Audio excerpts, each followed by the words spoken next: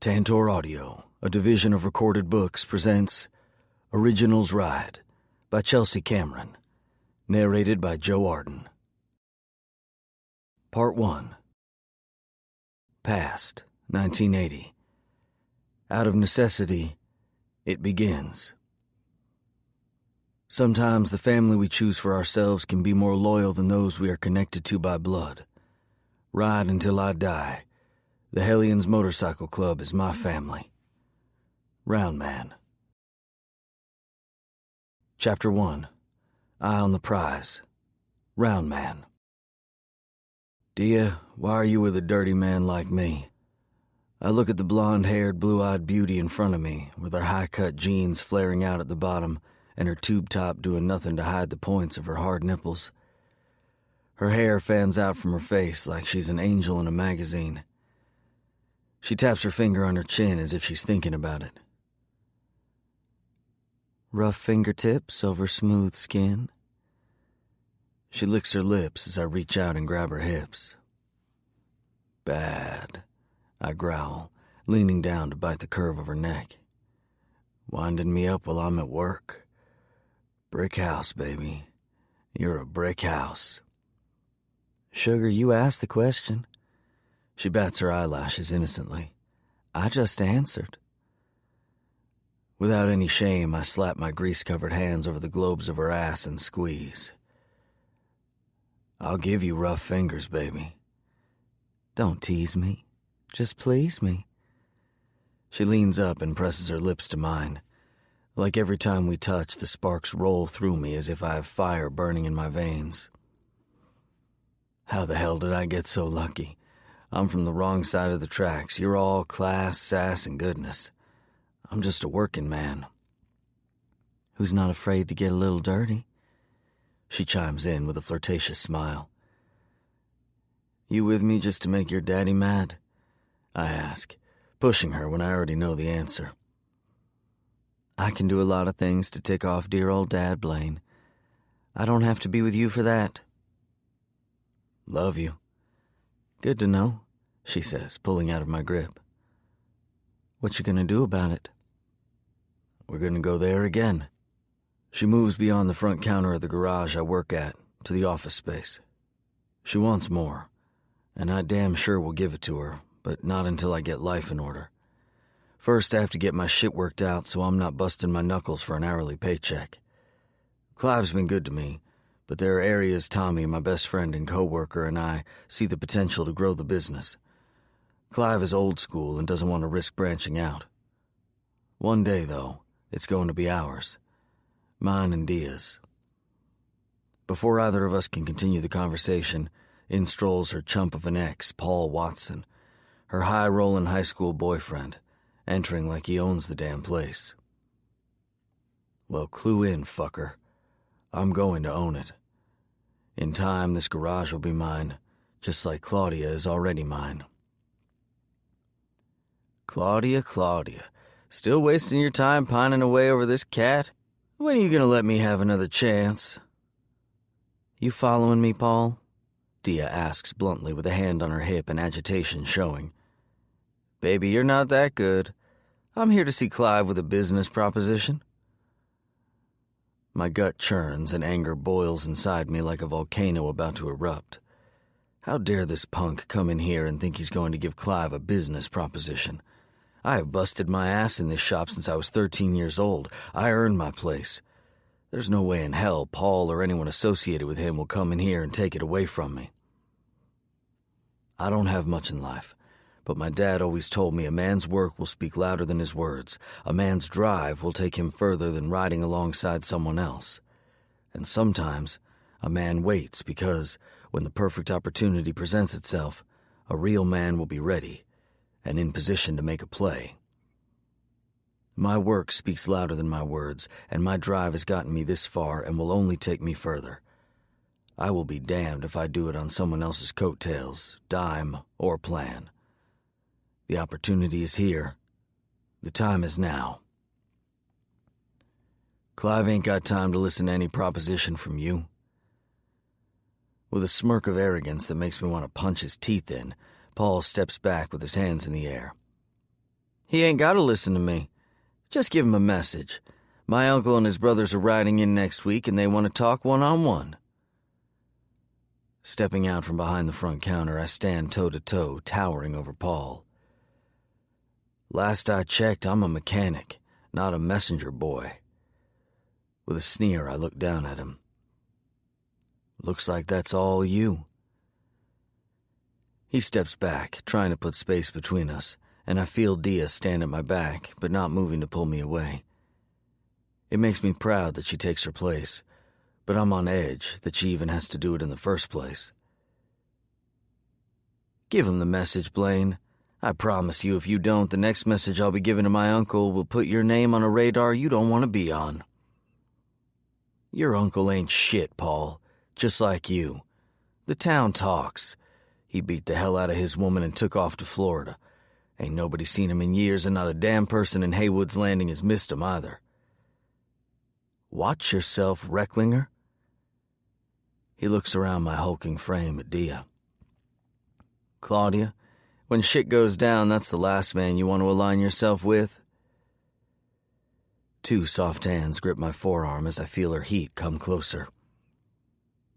Paul, there are a lot of people I shouldn't align myself with, but the one I trust with everything is Blaine, so I've got his back until the day I die. You should learn a thing or two about loyalty like that. He shakes his head. I cheated, I fucked up, but I'm telling you, Recklinger is going to start himself some trouble he can't work his way out of. Don't want to see some fine piece like you go down with him. You threatening me, I say, gritting my teeth and clenching my fists to contain the rage inside. Nope, just trying to make sure my message is clear. Let Clive know who's coming, or you're going to be the one who pays the price, not me. I'll fucking kill you with my bare hands before I do any bidding for you or the likes of you. Suit yourself. He turns and walks away, leaving me cosmically pissed the hell off. Blaine, her soft voice calls to me. I turn and my eyes meet her blazing blue ones. Don't let him shake you. I'm nobody's messenger. Never said you were, baby. Just don't let him cost you even 1 minute of getting off track. A devious smile plays on her pink lips. How'd you say it? She deepens her voice and contorts her face into a serious look, mocking mine from the other night. Got a plan, Dia? Gonna get Clive to let me buy the shop, then gonna buy the lot next door and build us a house? Gonna marry you and make you round with my babies all the damn time? Gotta work, darling, but mark my words, Claudia Mokler, you're gonna be my wife, and this is our forever. I'll bust my ass, my knuckles, and my knees to make your every dream come true. With grease-covered fingers, I tip her chin up. Glad to know we're on the same page. I press my lips to hers as she wraps her arms around my waist and melts against me. She pulls away slightly. Keep your eye on the prize, Blaine. Each word causes her lips to brush against mine. Moving my hands down to cup her ass, I scoop her up as she wraps her arms around my neck and legs around my waist. How about I keep my hands on the prize? She laughs as I carry her back to the stockroom. She won't be laughing long, as I promise to make her mine for a lifetime while I make her moan my name in the moment. If only every day at work could be about me pistoning in and out of her pussy instead of lubing the pistons of a car. Rocky. Going cruising tonight, you want to ride? I ask over the fence that has separated our two houses my entire life. Daddy says you're trouble, Tommy. Don't know if he'd want me in a car with the little Hellion next door. Marie answers shyly, and I just laugh. He says you've given your parents hell since the day you came screaming into the world. Mom thinks you have a rebellious streak bigger than the whole town. Maybe I was born to give your daddy hell when I take out his girl. As for being a rebel, well, being good sure don't get me nearly as far as forging my own way, Marie. That's just the plain truth. Who says I'm going to go out with you? She challenges, but the hitch in her voice gives away her interest. One ride, baby.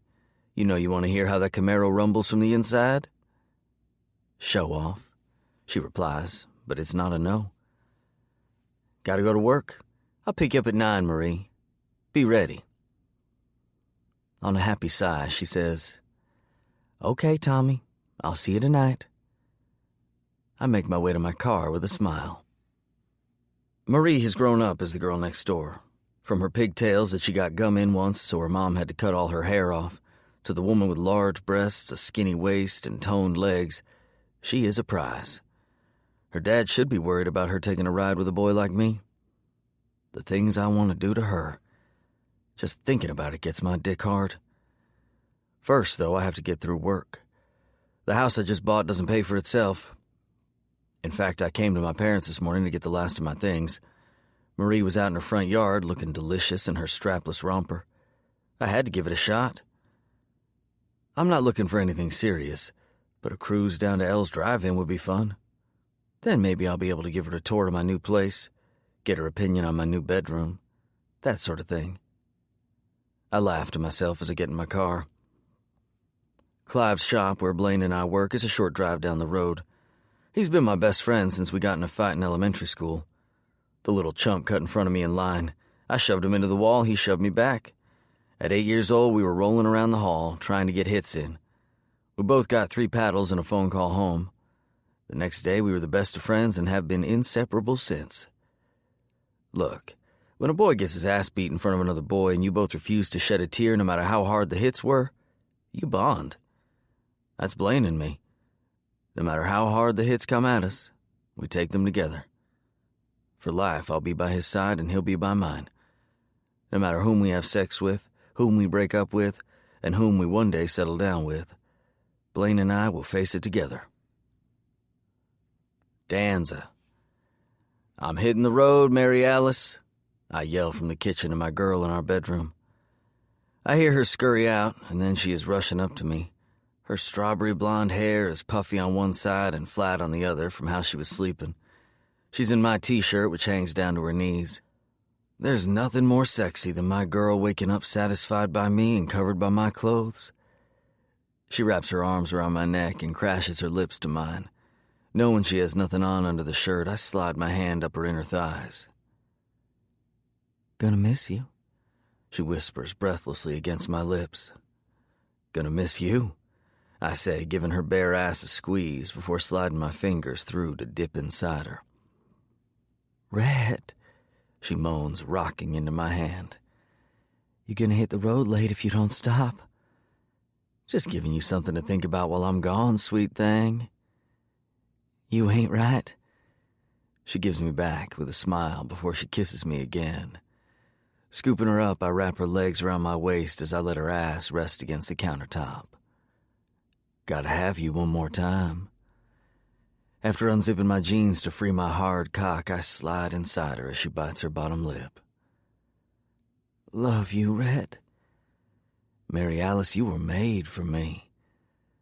I move in and out of her as she tightens around me. She drops her head to my neck, sucking hard. No doubt she's leaving her mark. It only turns me on more as I slam inside her harder and faster. Mine, she growls, and it sends me over the edge, spilling deep inside her. Mary Alice and I have been together forever. The way she wants me drives me to do better, be better, and give her the world. I'm the poor boy from the trailer park whose mom was a whore to get by. She's the woman from the perfect family behind the white picket fence, and somehow she fell in love with me.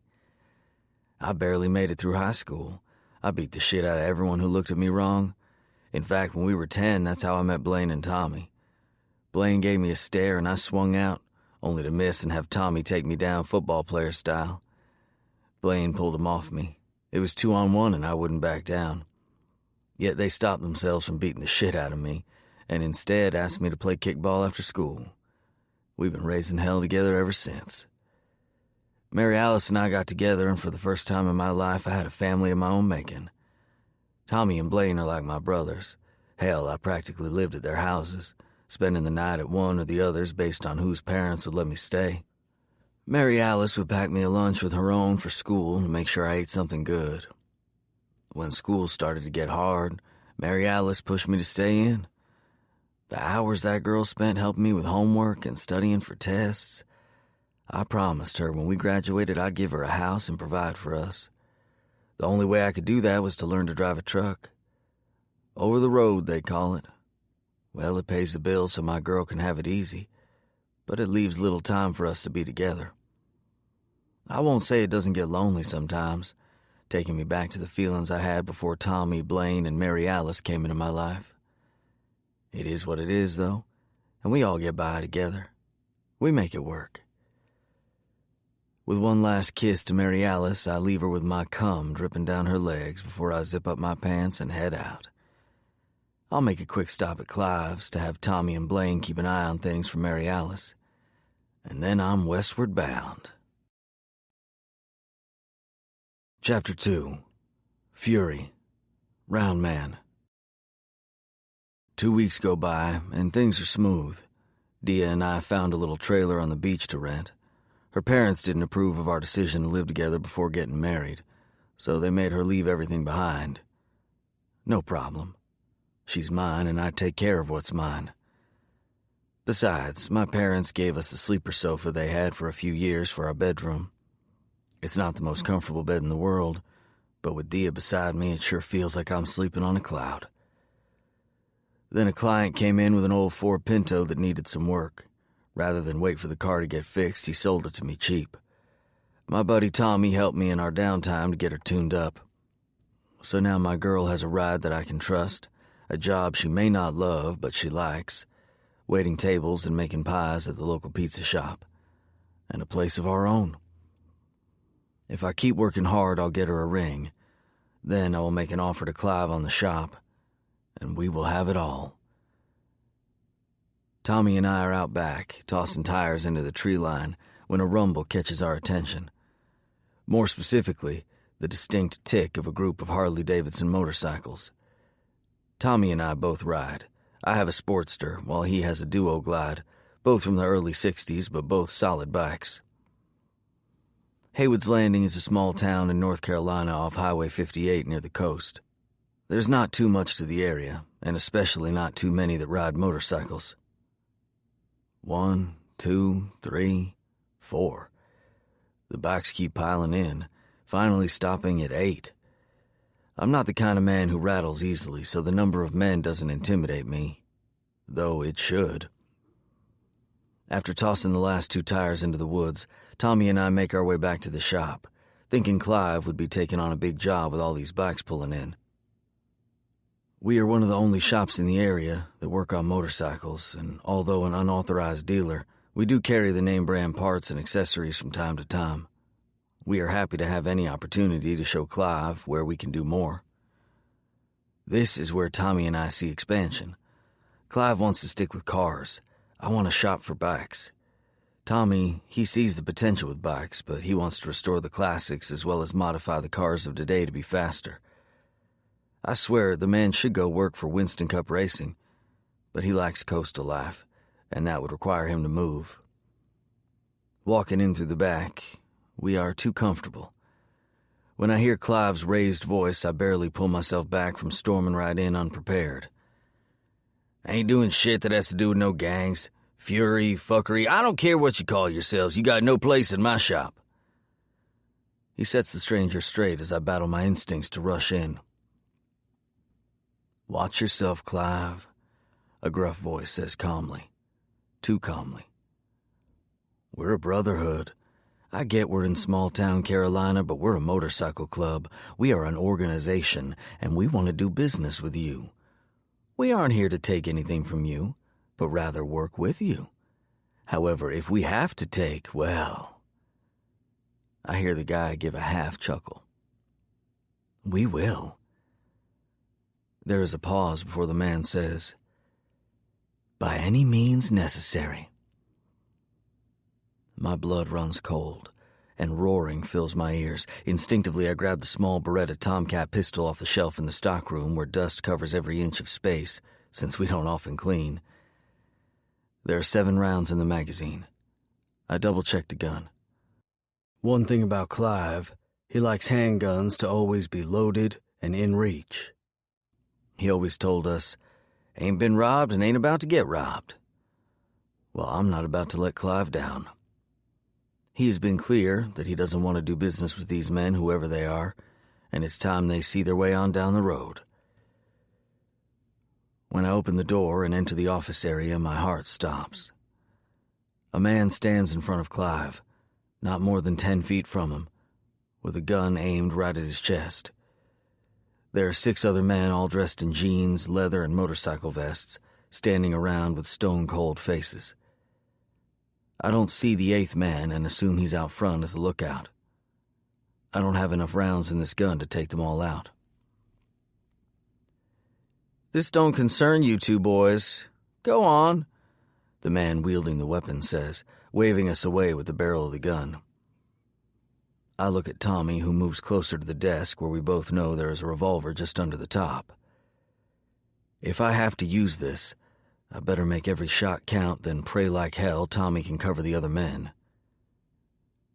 "You two deaf or dumb?" Another man in the back with a beard that goes down to his belly roars. "Go on and get!" "Ain't leaving, Clive," I say, deepening my voice and steeling my spine. "Loyalty," the man with the gun says. "I can admire that. See, Clive? You got yourself some good old boys here who understand loyalty. This'll do you right good for our business." Clive clenches and unclenches his fists. I said no. "Thought Cheek said the old man would be easy to work with," some guy in the back with his front teeth missing hollers. "Don't you worry about it. Cheeks' nephew made contact for us. Clive here will cooperate." Nephew? Uncle? Then it hits me. Fucking Paul Watson. As soon as I get Clive out of this mess, I'm going to beat the shit out of him. Tommy has moved into position behind the desk to easily grab the revolver. With the countertop for both of us to use for cover, we are in the best spots we can be. Clive, however, is not. I mentally start sorting out the proximity and ages of the men. This all calculates into their reaction times. Based on Tommy's location to mine, he has a blind spot to 2 of them, so I need to hit the main guy, then those 2 in rapid succession.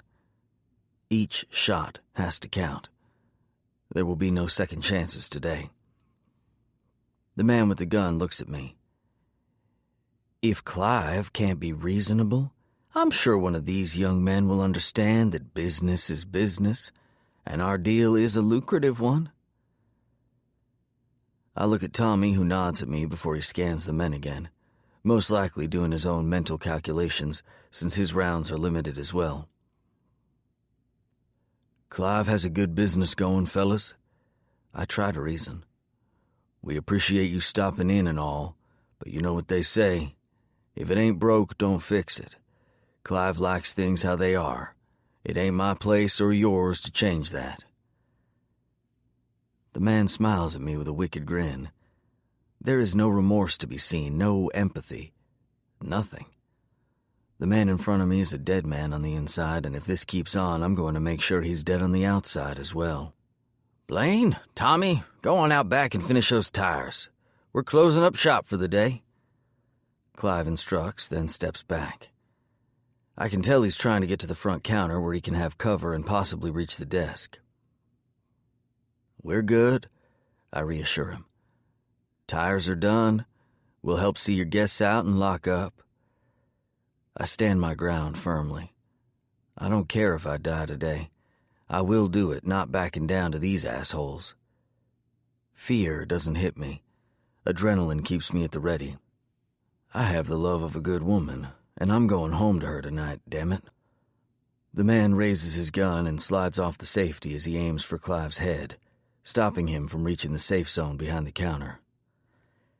"Think you should reconsider, Clive. You only get one answer." Without giving the man an opportunity, I pull the small Beretta from behind my back and fire. One shot. One bullet to the head. I don't wait. There is no time to hesitate. I have to make each and every second count. I take out the other 2 who pose a threat to Tommy as he fires shots at the others. They have no cover as Clive moves behind the counter and we continue to take the men out. 4 are down solid, dead. Dad always told me it's not the size of the gun that matters, but where the shot lands. Thank anything that's good left in this world today that he was right and taught me about weapons. I'm grateful for all those times he took me hunting or just out shooting, as I make all my shots count. One man takes a shot to the thigh from Tommy, and he drags himself toward the front door. Clive fires the kill shot, and blood splatters on the walls of the entryway. The man from the outside turns and looks inside. Before Clive, Tommy, or I can get a lock on him, he's running off. The next noise we hear is the sound of his bike starting up and riding off. When all the men cease to move and the blood covers the floor, I look at Tommy, then Clive. There is a fresh scrape to Clive's neck where a bullet grazed him from one of the bikers, but he's breathing and still with us, so that's all that matters. "Damn, Blaine." Clive shrugs his shoulders, no doubt feeling the weight of what just happened. "One round, one man. You are a fine shot, son." His eyes go to Tommy. "You did good. I can't imagine what would have happened if you two hadn't been here to back me up." Pride fills me, but then I look at the carnage in front of us again. I wait for the remorse. I wait for the guilt. I wait for the shame. Only it doesn't come. Instead, I only find relief that after this is done, I get to go home to my woman and still have a job with my boss man breathing to come back to. I don't know what these men came for. Honestly, I don't care. Clive said no, and they felt using force would gain them their request. Well, they thought wrong. Clive's been good to me and doesn't deserve one bit of this.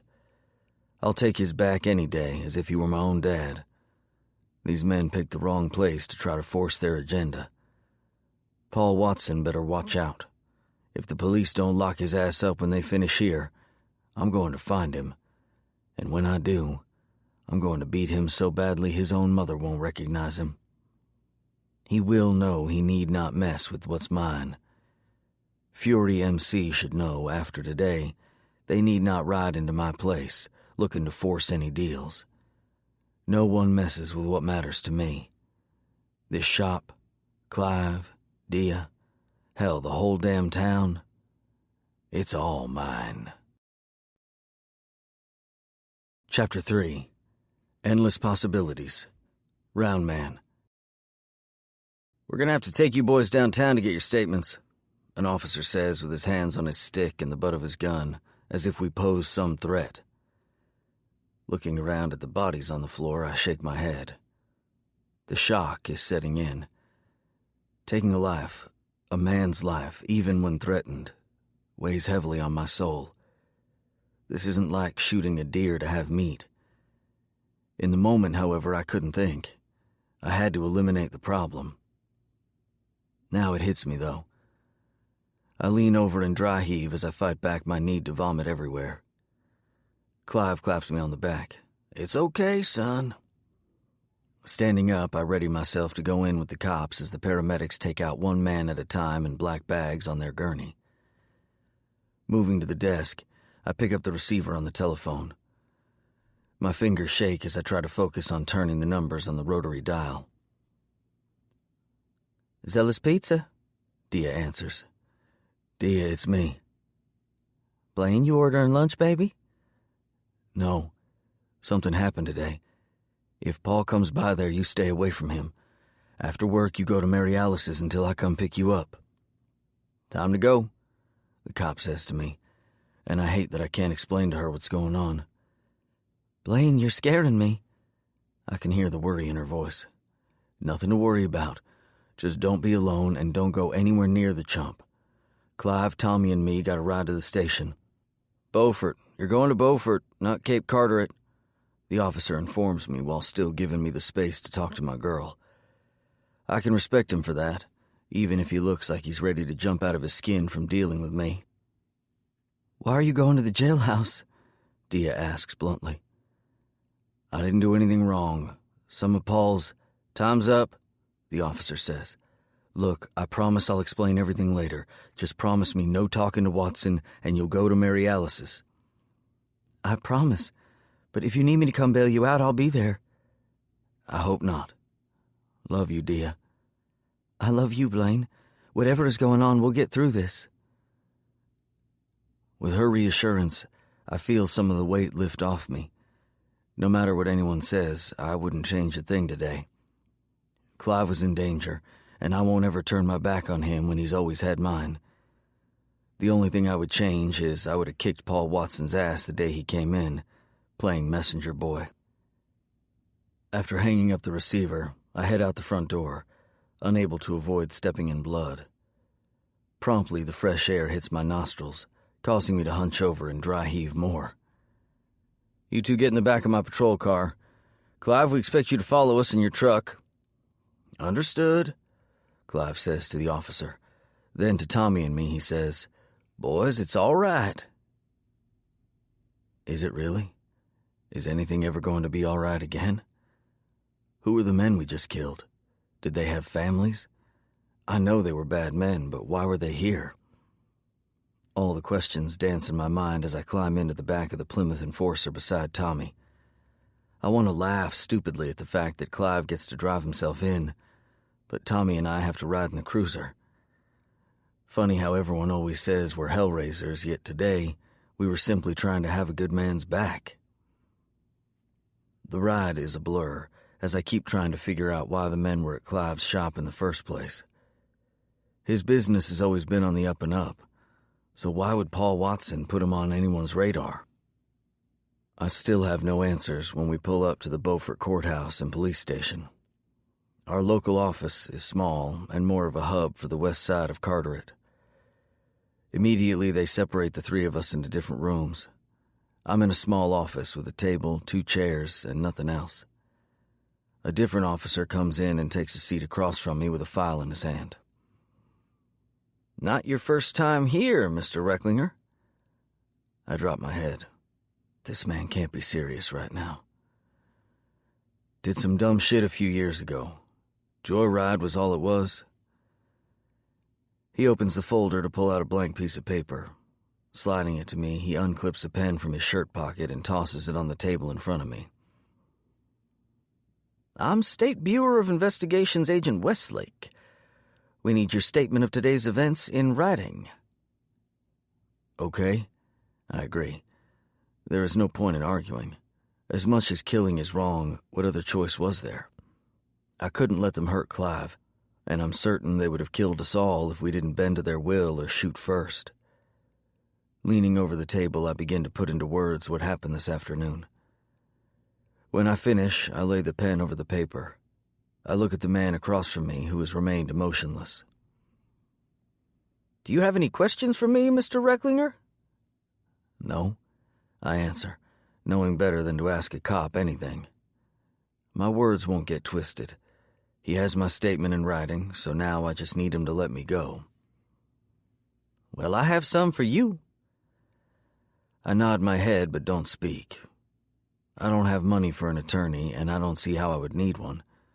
But in the end, this is my situation in the right here, right now. Did you know the man you shot today? I look the agent in his eyes, having nothing to hide. No. You have no affiliation with any members of Fury Motorcycle Club out of Central Florida? Fury Motorcycle Club? Why does Paul have an uncle and a gang coming to Clive's shop? My mind questions, but I simply answer the man in front of me with, no. Why were the members of the outlaw gang at the shop today? Look, I don't know anything about a motorcycle club, outlaw gang, or those men today. Tommy and I were slinging tires out back when we heard him pull up. Came in from the back, saw Clive was in trouble, handled it. Shoot first and ask questions later? No. Watch the man's back who's always had yours. I bite back at him. Did you know Fury MC were here to proposition Clive to run guns through his parts shipments? No. Why would you tell me something like that? I ask, wondering if I'm getting set up. Small-town politics leave me trusting no one. The man doesn't answer, only stares at me. Look, Paul Watson came in the shop the other day. He said he had a message for Clive that his uncle was coming to see him. That's the only warning we had that anyone was coming. Paul Watson, you say? Yes, I say through clenched teeth as my aggravation grows. How dare this man sit here and think I would set Clive up? How do I know this man isn't tied to Fury himself? The longer I sit in this room with this man who gives me very little information, the more questions I have. He scribbles on the folder, then rises from his chair. When he opens the door, I think he's going to leave me in here, but he turns to me. You're free to go, Mr. Recklinger. I'm standing to leave when he holds the file up in the air. Just don't go far, he says with a snicker as he turns his back on me and walks out. I just killed a group of men who tried to bully my boss into something. One shot in each, and he wants to get smart with me? I don't know if I want to clap him on the back and say thanks for letting me go or get pissed that he acts like there is more going on here. I didn't know a single one of those motherfuckers who came in today. I hate cops like him. They think they are above everyone because they carry a gun and a badge. Well, Clive ain't never done shit to anyone, and where the hell were the boys in blue when he needed protection? Sitting at a desk somewhere eating a damn donut, that's where. As I make my way down the hall, I look to see if I can find Clive or Tommy. Not seeing either of them, I head outside to find them both waiting for me in front of the building. What the hell they do to you back there? I shake my head. Just questions. Clive wraps his arms around me in a hug. The old man trembles against me. Thank you, son. There ain't shit to worry about. The cop told me it's all self-defense. Thank you, Blaine. He pulls away, and I can see the tears in his eyes threatening to spill over. I ain't never been scared a day in my life. Swear to the good Lord above, if it was my time to go, I'd go, but not without a fight. Thank you. Both of you. He looks from me to Tommy. Because without y'all boys, I wouldn't be going home to my wife tonight. Tommy looks at me, then Clive. You gave us a place to work and stay out of trouble. He kicks the rocks under his boots. Well, you gave us something to put our mind to so we weren't getting into trouble. We can't let nothing happen to you, old man. With a smile, he tries to lighten the mood between us. You know them guys? Clive shakes his head. All I know is they call themselves Fury MC. Something about being outlaws from Florida. They wanted to use my lot as a drop point, transporting stuff from Florida to New England.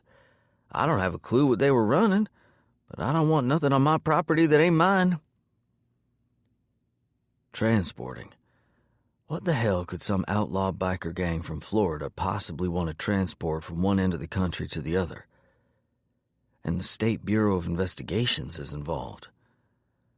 My mind runs over everything. The agent said they want to run guns.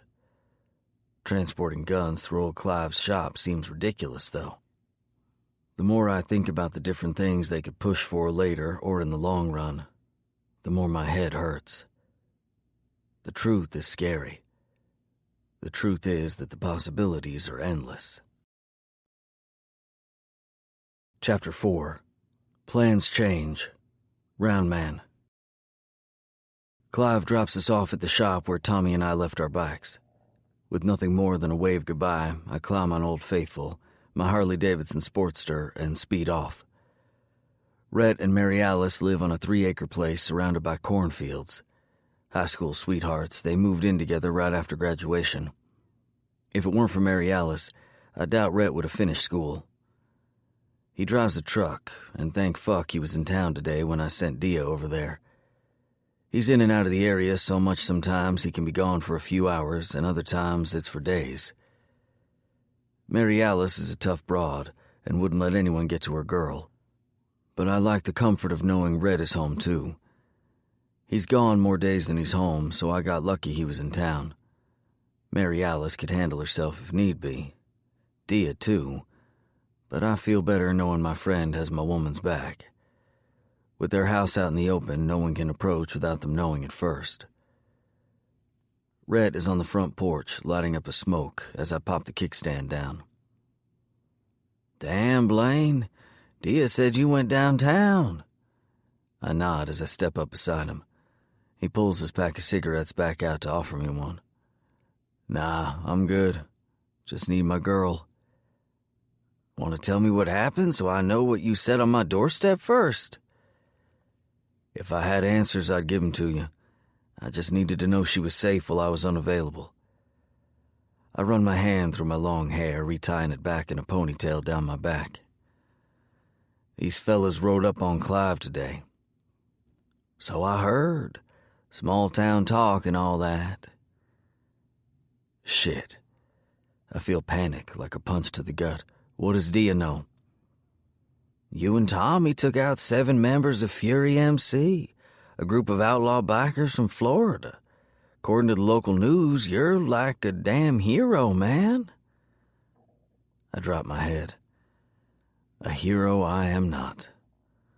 To the girl inside my house, you are? Just as I get ready to answer, the front door flies open. "Okay, Blaine Recklinger, I gave you time to walk in that door and sweep me off my feet, but you take too damn long, so get over here and kiss me." I can't help smiling at the way her blonde hair flies wildly around her face and how her hand is perched on her hip while she wears her black work shorts and red top. She taps her foot impatiently. When I don't make a move, she springs forward, jumping onto me and causing me to step back, almost sending us both off the porch. She wraps her arms fiercely around my neck as her legs come around my waist, and she holds on tightly before planting her lips to mine. I open, inviting her in, and she devours me as our tongues collide and teeth clank. I can't get enough. Breathlessly, she pulls away from my lips, but not my body. It's then I can see the puffiness in her face, the redness in all her features, and the evidence of tears shed. My heart breaks. I never want to cause this woman pain. "You're alive?" she whispers, closing her eyes and resting her forehead against mine. "You're with me, Blaine? Really here?" I can feel the relief wash through her as her body relaxes, and I take her weight. "I love you more than the moon, the stars, the sun. My God, Blaine Recklinger, I love you," she whispers with her lips brushing against mine with every word. "Claudia Moakley, I was only afraid of one thing today." I pause, pulling my head back so she will open her eyes to see mine. "I feared I wouldn't have this moment right here. Baby, I know we have a plan, but I can't." With a squeeze to her ass, I say, "No, I won't waste another minute by waiting to have life in order. I want to marry you, Dia. You, me, ride for life, that's it. I promise you the ring, the church, my name, and whatever you want, but baby, right now, I gotta know it's me and you together forever." She smiles brightly and presses her lips to mine. "Always yours, Blaine?" I hear Mary Alice squeal excitedly as I deepen the kiss with my woman, my future wife, and I do so with the knowledge I could have lost it all today. Without untangling herself from around me, Dia pulls back and looks at her best friend. "Looks like we have a wedding to plan." She turns her head back toward me, her eyes dancing in happiness. "And soon?" "Whatever you want, baby." I kiss her again. Refusing to release her, I look over her shoulder at Rhett and Mary Alice. "I'll be in touch, man. Gonna take my girl home now." Dia laughs against me as I turn around and carry her to my motorcycle. When I climb on and get it started, she hops on right behind me. The minute her hands wind around my waist, something changes inside me. Every plan I had changed today, and every single one of them for the better. But right now, this feeling I have for Dia is far deeper and more encompassing than anything we have ever shared before. We hit the open road of Highway 58, and the roar of the engine calms my mind. Dia roams her hands under my t-shirt, finding her way to the skin of my abdomen and causing my muscles to flex involuntarily. The sensation of her legs against mine, her chest pressed to my back, and her hands around me makes it feel like she's a part of me. Like the bike under me, she's an appendage of my soul. The wind whips around us, and her hair flies around us both, hitting me in the face and reminding me I'm alive. I am alive, and my woman is with me. We are one. I twist the throttle. The bike spits oil like it always does, and Dia laughs against me as she tucks her head into my neck. I feel her lips first, then her teeth as she nips, her legs tightening against mine. She runs her hands up my chest before she slowly traces down my waist to my jeans, where she squeezes my cock through the denim. I am alive and my woman wants me. We are one.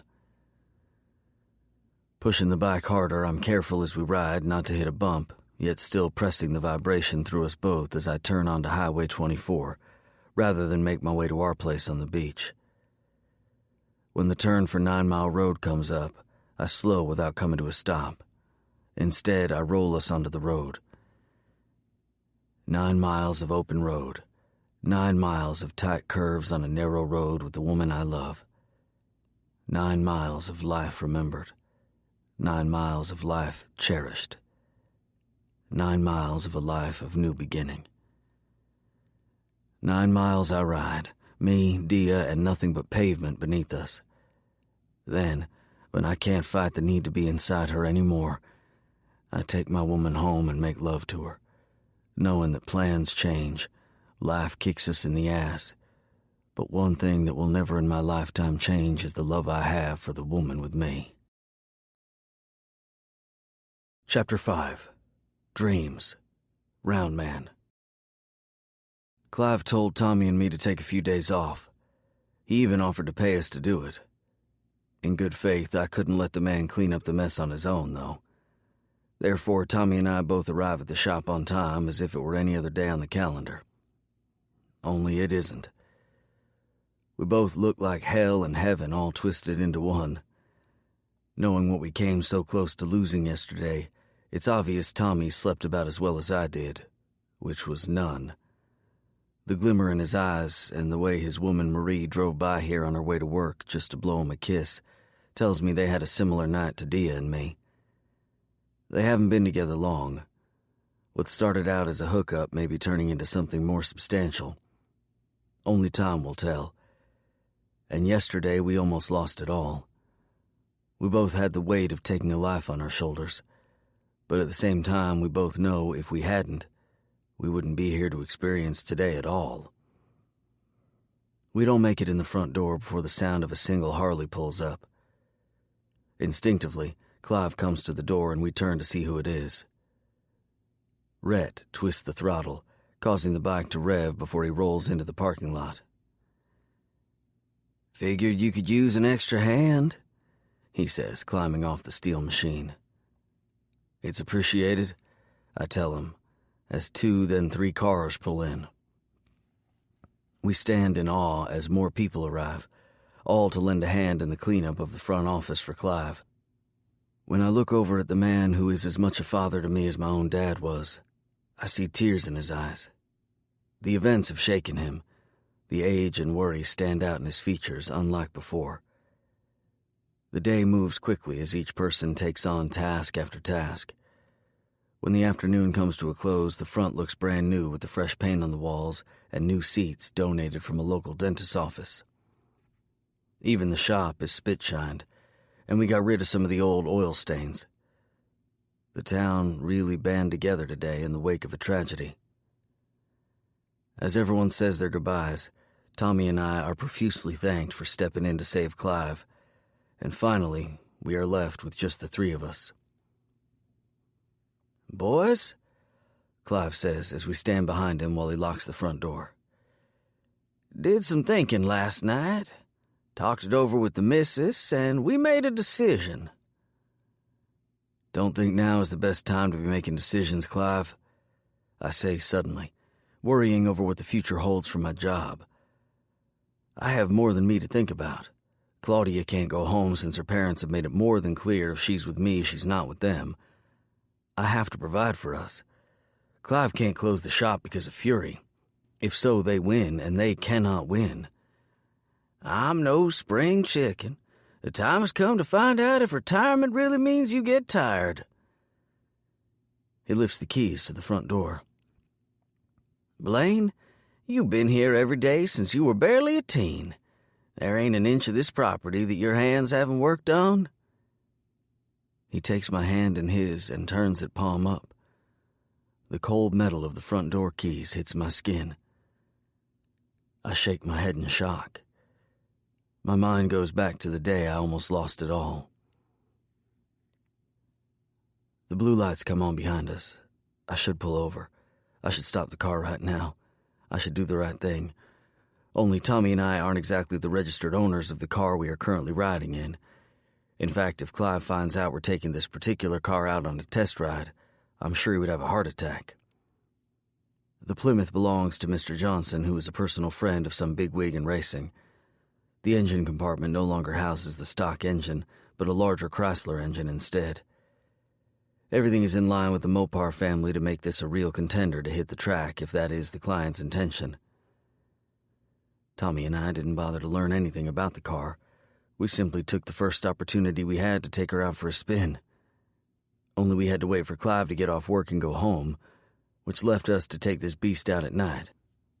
Small town, quiet roads with a loud, fast race car. Well, we should have known we would get caught. It wasn't long before the cop had the car parked on the side of the road and Tommy and me on our way downtown. He calls Clive, who comes and picks us up at midnight. I should have left you two in there. A night behind bars sleeping on a hard rack might get through to your hard heads. Clive, I start to explain as we get to his old truck. He throws his hand up to silence me. You boys have so much potential. Don't do stupid stuff that takes away from that. Gotta remember business is what keeps you going for the fun stuff like racing your own car. Working ain't about the fun stuff. It's providing for it, boys. Don't confuse the two. Without another word, Clive drives us home. Knowing we disappointed him upsets me. His quiet burns deep. Don't fire us, Clive, Tommy says, barely above a whisper. Fire you? If Mr. Johnson wants to, he can practically shut my business down with this stunt you two pulled. Shit, I mutter. 15-year-old boys, and you think you know everything. If you would have wrecked that car, who would have paid to replace it, huh, boys? Was your fun worth costing me everything? No, sir, Tommy says, hanging his head in shame. Integrity, boys. What you do when no one else is watching is what really makes you a man. Supporting the people who have taken a chance on you and not taking advantage of them makes a real man. So you tell me, what should I do with you? Clive could have beaten our asses, fired us, and even more. He could have marched into our houses and told our parents. He did none of it. Instead, he left us to have the integrity to tell our parents ourselves. When we both showed up for work the next day, he made sure we cleaned up the Plymouth and did all the work on it after hours at no charge. We also had to tell Mr. Johnson ourselves what we did and give him free service for life from Tommy and me. To this day, 10 years later, I'm still changing the man's oil regularly and not getting a dime. Clive could have sent Tommy and me away. He should have turned his back on the two young boys who made a mess of his business more times than I care to admit. But he didn't. Somehow he's here, giving it all to us. The time has come, son, Clive explains. Do right by your customers and do right by your partner Tommy here. The shop, the land, the business, it's all yours. The lawyer's drawing up the papers. Tommy, you get a 30% lifetime ownership, so Blaine can't do anything fully without you. A lone tear falls down his face. Man's got to know when he's not in the best shape to keep on keeping on. Yesterday they got the best of me. I'm slipping. Age is catching up to me. I went in blind to them and had not one damn thing on my side but God and you boys. That's all the warning I need to let go. Are you... I can't seem to get the words out as I choke on so many emotions. Are you really sure? We can leave things alone, Clive. You take some time off, then come back. Never been more sure of anything, Blaine. I'm leaving it in good hands. Chapter 6. California Kid. Round Man. Tommy and I talked, until Clive gave us paperwork, and honestly, even after, we would treat things as business as usual. We didn't save him to push him out of his shop. We did it because it was the right thing to do. Never leave a good man to struggle alone. The sound of a Harley pulling in not long after we opened the next morning causes Tommy and I both to go straight outside. After everyone came together to clean up the last mess, no way are we risking anything going down like that again. Hopefully the boys from Fury MC aren't stupid enough to come back here. If they are, Tommy and I both have our revolvers ready. The SBI kept the weapons from the other day, but we had more, so we aren't empty-handed. Behind the bike rolls in Rhett in his rig.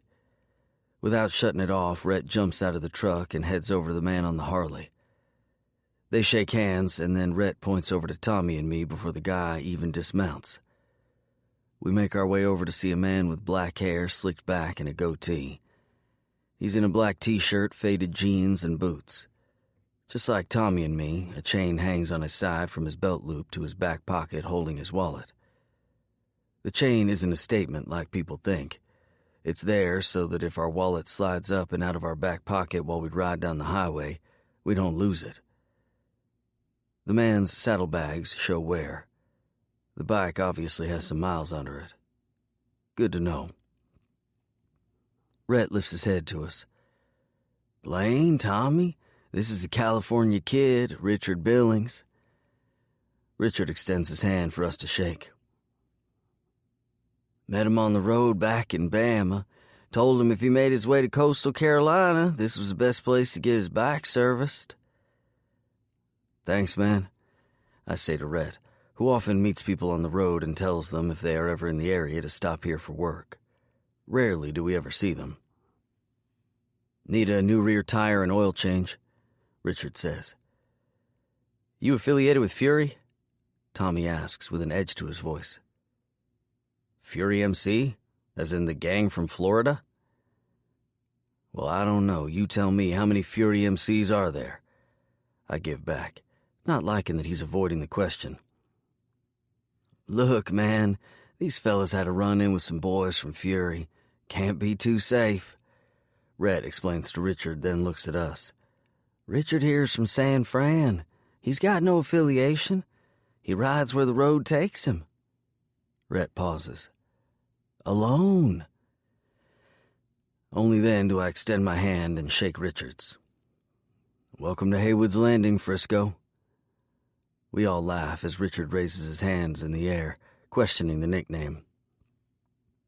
Richard makes me think of Dick, and the only Dick I want to think about is the one in my pants as I'm in my woman, I explain.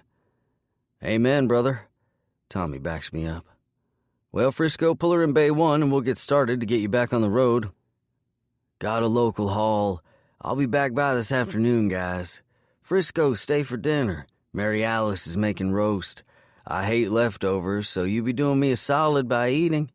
Y'all come too if you want. I'm sure Mary Alice would love to have Dia over.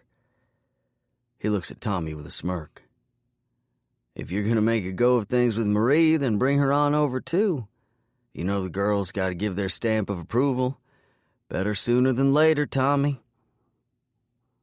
2 hours later, we have 2 new tires on and have given Frisco's bike a solid service. Good thing the man doesn't mind getting his hands dirty, because Tommy had to work on a Bel Air for a regular client, so it left me on the bike. Taking a break for lunch, we are all sitting on flipped-over buckets in the Bay Area. Tommy lights up while I open my lunch from Dia and take a bite of my sandwich. How long ago was the situation with Fury? Frisco asks, and Tommy takes a deep drag off his smoke. What's the matter? They came, they were handled. Frisco raises his hands in surrender. Nothing, man. Not trying to upset you, Rocky. Tommy raises an eyebrow at him. Frisco smiles with the whitest teeth standing out against the dark hair of his goatee. Things are obviously rocky with us. Just trying to lighten it up, man. Frisco looks at me. Look, I get your reasons not to trust. I'm not with Fury, or any club for that matter. I've done a lot of traveling, seen a lot of clubs like Fury. Not all of them are about the bad stuff. Some are just a brotherhood of men taking each other's backs. Really? Tommy asks, in a tone that seems hopeful.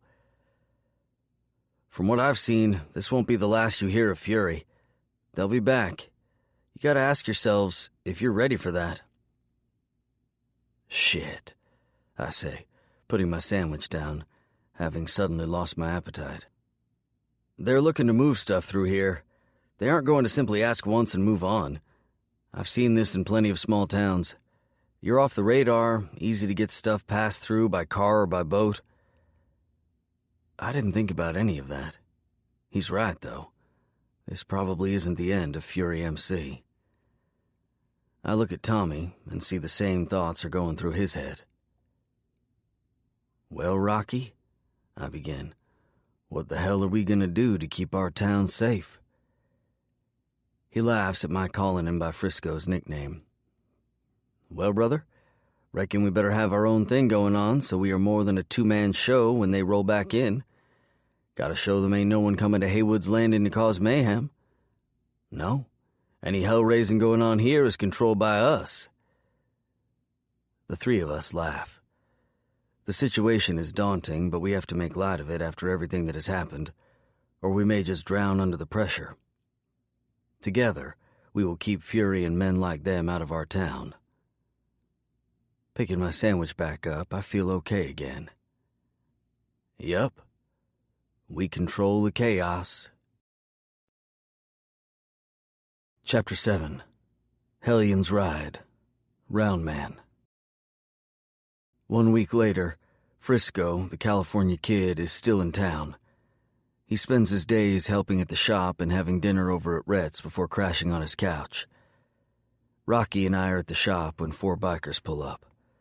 The leather vests are all too familiar, with the blue Fury flames and patches covering each one of them. Despite different sizes, different rides, and different sayings, each vest, or cut as they call it, is unique. With a tire iron in my hand, I step in front of the shop. The revolver at my back feels too far away, but I know Frisco and Rocky are inside, armed and on their way to back me up. Whoa, whoa, whoa, boy, the first man to climb off his bike says, raising his hands high in the air. Ain't here for that kind of trouble, young buck? Young buck, huh? I'm 26 years old, and in the last week, thanks to his club, I feel like I have aged well beyond a rational number. The other 3 men climb off their motorcycles, all with their hands raised. Good thing, too, because I'm in no mood for round fucking 2. The men approach just as Frisco and Rocky flank me on either side with guns held high. The sound of a diesel engine approaching causes us all to pause. I fight back a laugh as Rhett comes hauling ass into the parking lot with his big rig. He turns at just the right moment to avoid hitting the bikes but blocking them in. As he locks the brakes and slides to a stop, dust flies around the chrome and leather, settling onto it. The tension in the air is thick, and I watch the men closely as they see Rhett climb out of his truck with his shotgun in hand. Got shit to do, fellas, so you can find your way out of town, I say to the group of men. Just came to talk business. I've heard the shop has new owners. Well, we have a proposition for you. The man tries. I stand my ground. Ain't got time to listen to a damn thing any of you has to say. I think you fail to realize who is in control here. He starts, and I raise the tire iron to shut him up. I think you fail to realize where the hell you are. I'm no young buck. I'm a one-shot, one-kill, it only takes one round kind of man. You have 2 seconds to turn your asses around and head back to the shithole you came from before I put each of your names on a bullet and make sure to take you out with that single shot each. This is our town, and we don't want none of the likes of you around here. Just think about it for a minute, son. I'm not your son, I growl. If we don't do business through you, we'll do it with someone else in town. Why don't you be the one to make the profit? You are a crazy son of a bitch, Frisco says, as the man clearly doesn't want to give up. Take Highway 24 on your way out and get back to the interstate, or hit Highway 58 to 17, Rhett informs, as he tosses his rifle to me, and I catch it right after I drop the tire iron. He doesn't know about the revolver at my back, and now isn't the time to tell him. Either way you go don't matter. It's just your time to go. The man in the back with a beard down to his belly turns to Rhett, dropping his hands. Who the hell are you? The man giving you directions on how to get the hell home. He moves to stand toe-to-toe with Rhett. We ain't done talking to the young buck yet. The man twists as if he's reaching for something, and Rhett reacts, hitting him with a right hook to the jaw. Instantly, the man is knocked out. His buddy jumps into Rhett's space, nailing him with a good one to the face and causing his nose to bleed. Rhett doesn't hesitate in giving the guy a jab to the gut, then an uppercut, making him stumble into his friends. Rhett then brings his hands up in a boxer stance, ready to keep going. Man number 2 throws his hands up in defeat, and man number 1 groans, coming to. As you can see here, I say to the largest man, who has been in front of me the whole time, we like how we have things now. Unless you want me to use the 2 bullets I got in this shotgun, one for you and one for your buddy beside you, I suggest you get on your way. 1 round, 1 man, huh? Irritation is reaching the point of becoming anger. I'd say ask your brothers, but seeing as how they each took 1 shot and aren't around anymore to tell you about it, I reckon actions speak for themselves. Fury could use men like you, he states calmly and honestly. I shake my head at him. Not interested in your way of coming into people's towns and trying to force them into your world. The man laughs in my face, only making me grip the shotgun more tightly and wish he would give me a reason to blow his head off. Brotherhood of your own making, huh? Yeah, we're the Haywood's Landing Hellions, and this is our town. The 2 men Rhett fought back away from our group as they tapped their brothers on the shoulders. Send Watson to handle this. We have somewhere to be, the bearded chump informs. And locals are looking for us. Let's go.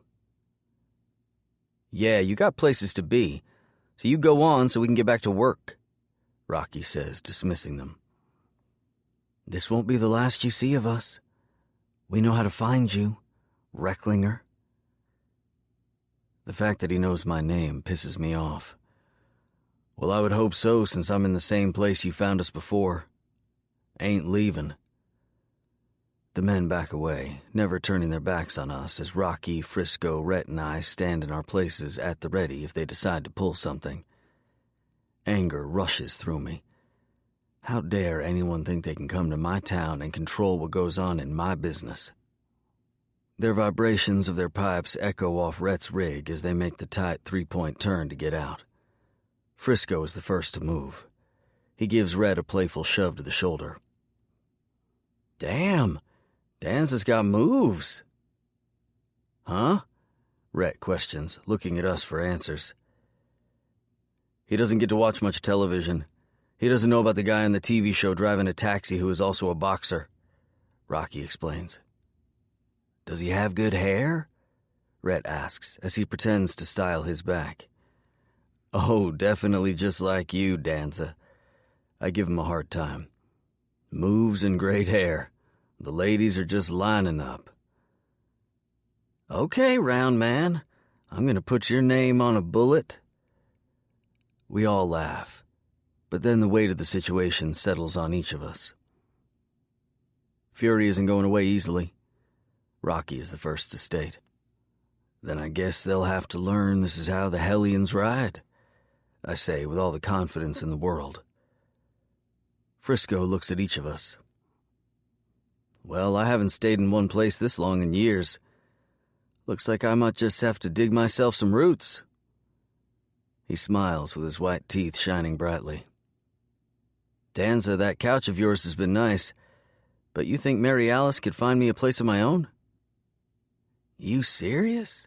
Red asks happily. Way I see it, I've spent enough time on the road and Fury ain't going away. If I'm going to take a stand for something, I'll stand for the Hellions and Haywood's Landing then. We all nod, agreeing. Frisco fits in with our group of Hellraisers.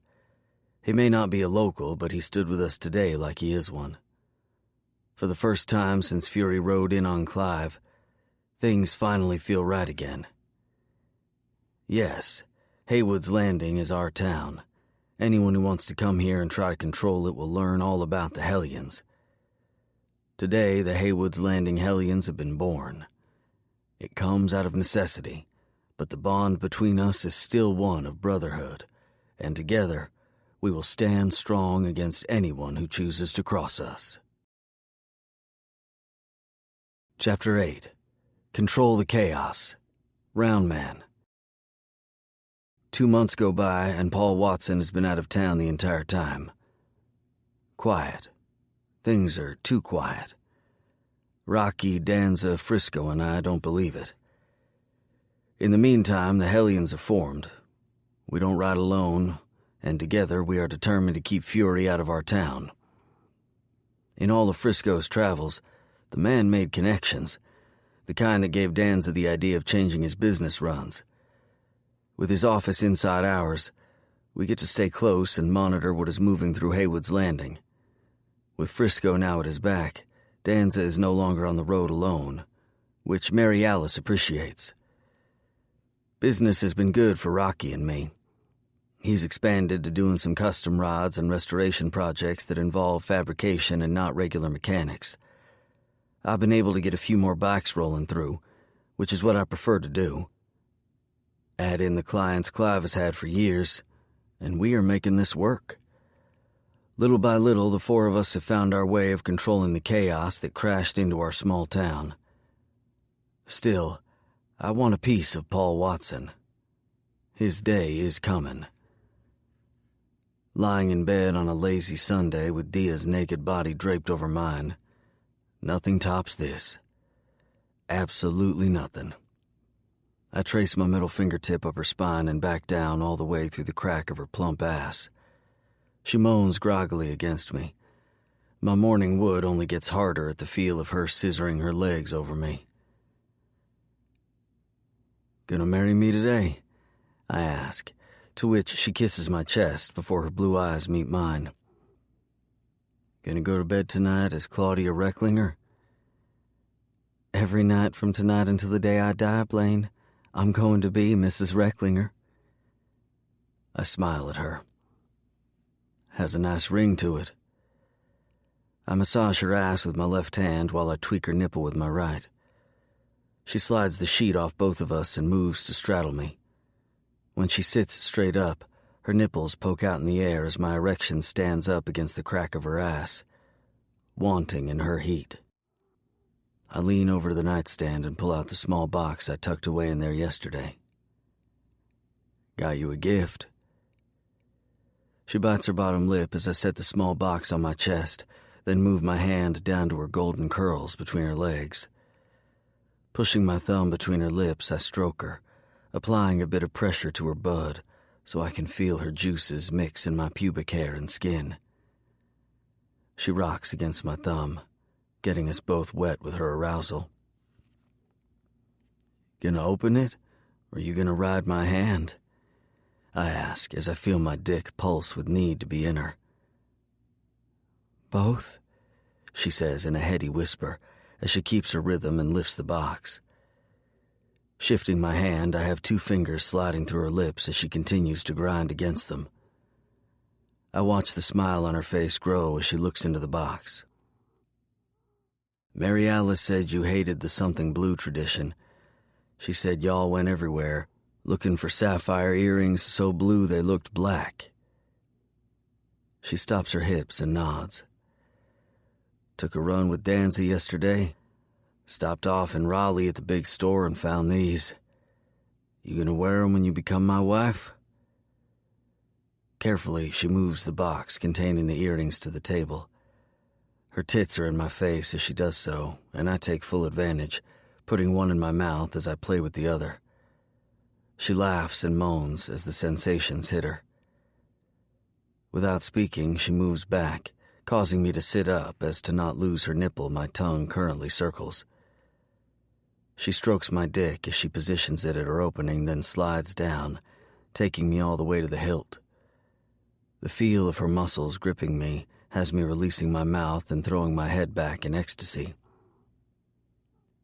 Blaine Recklinger, how did I get so lucky? Got a man who takes my back?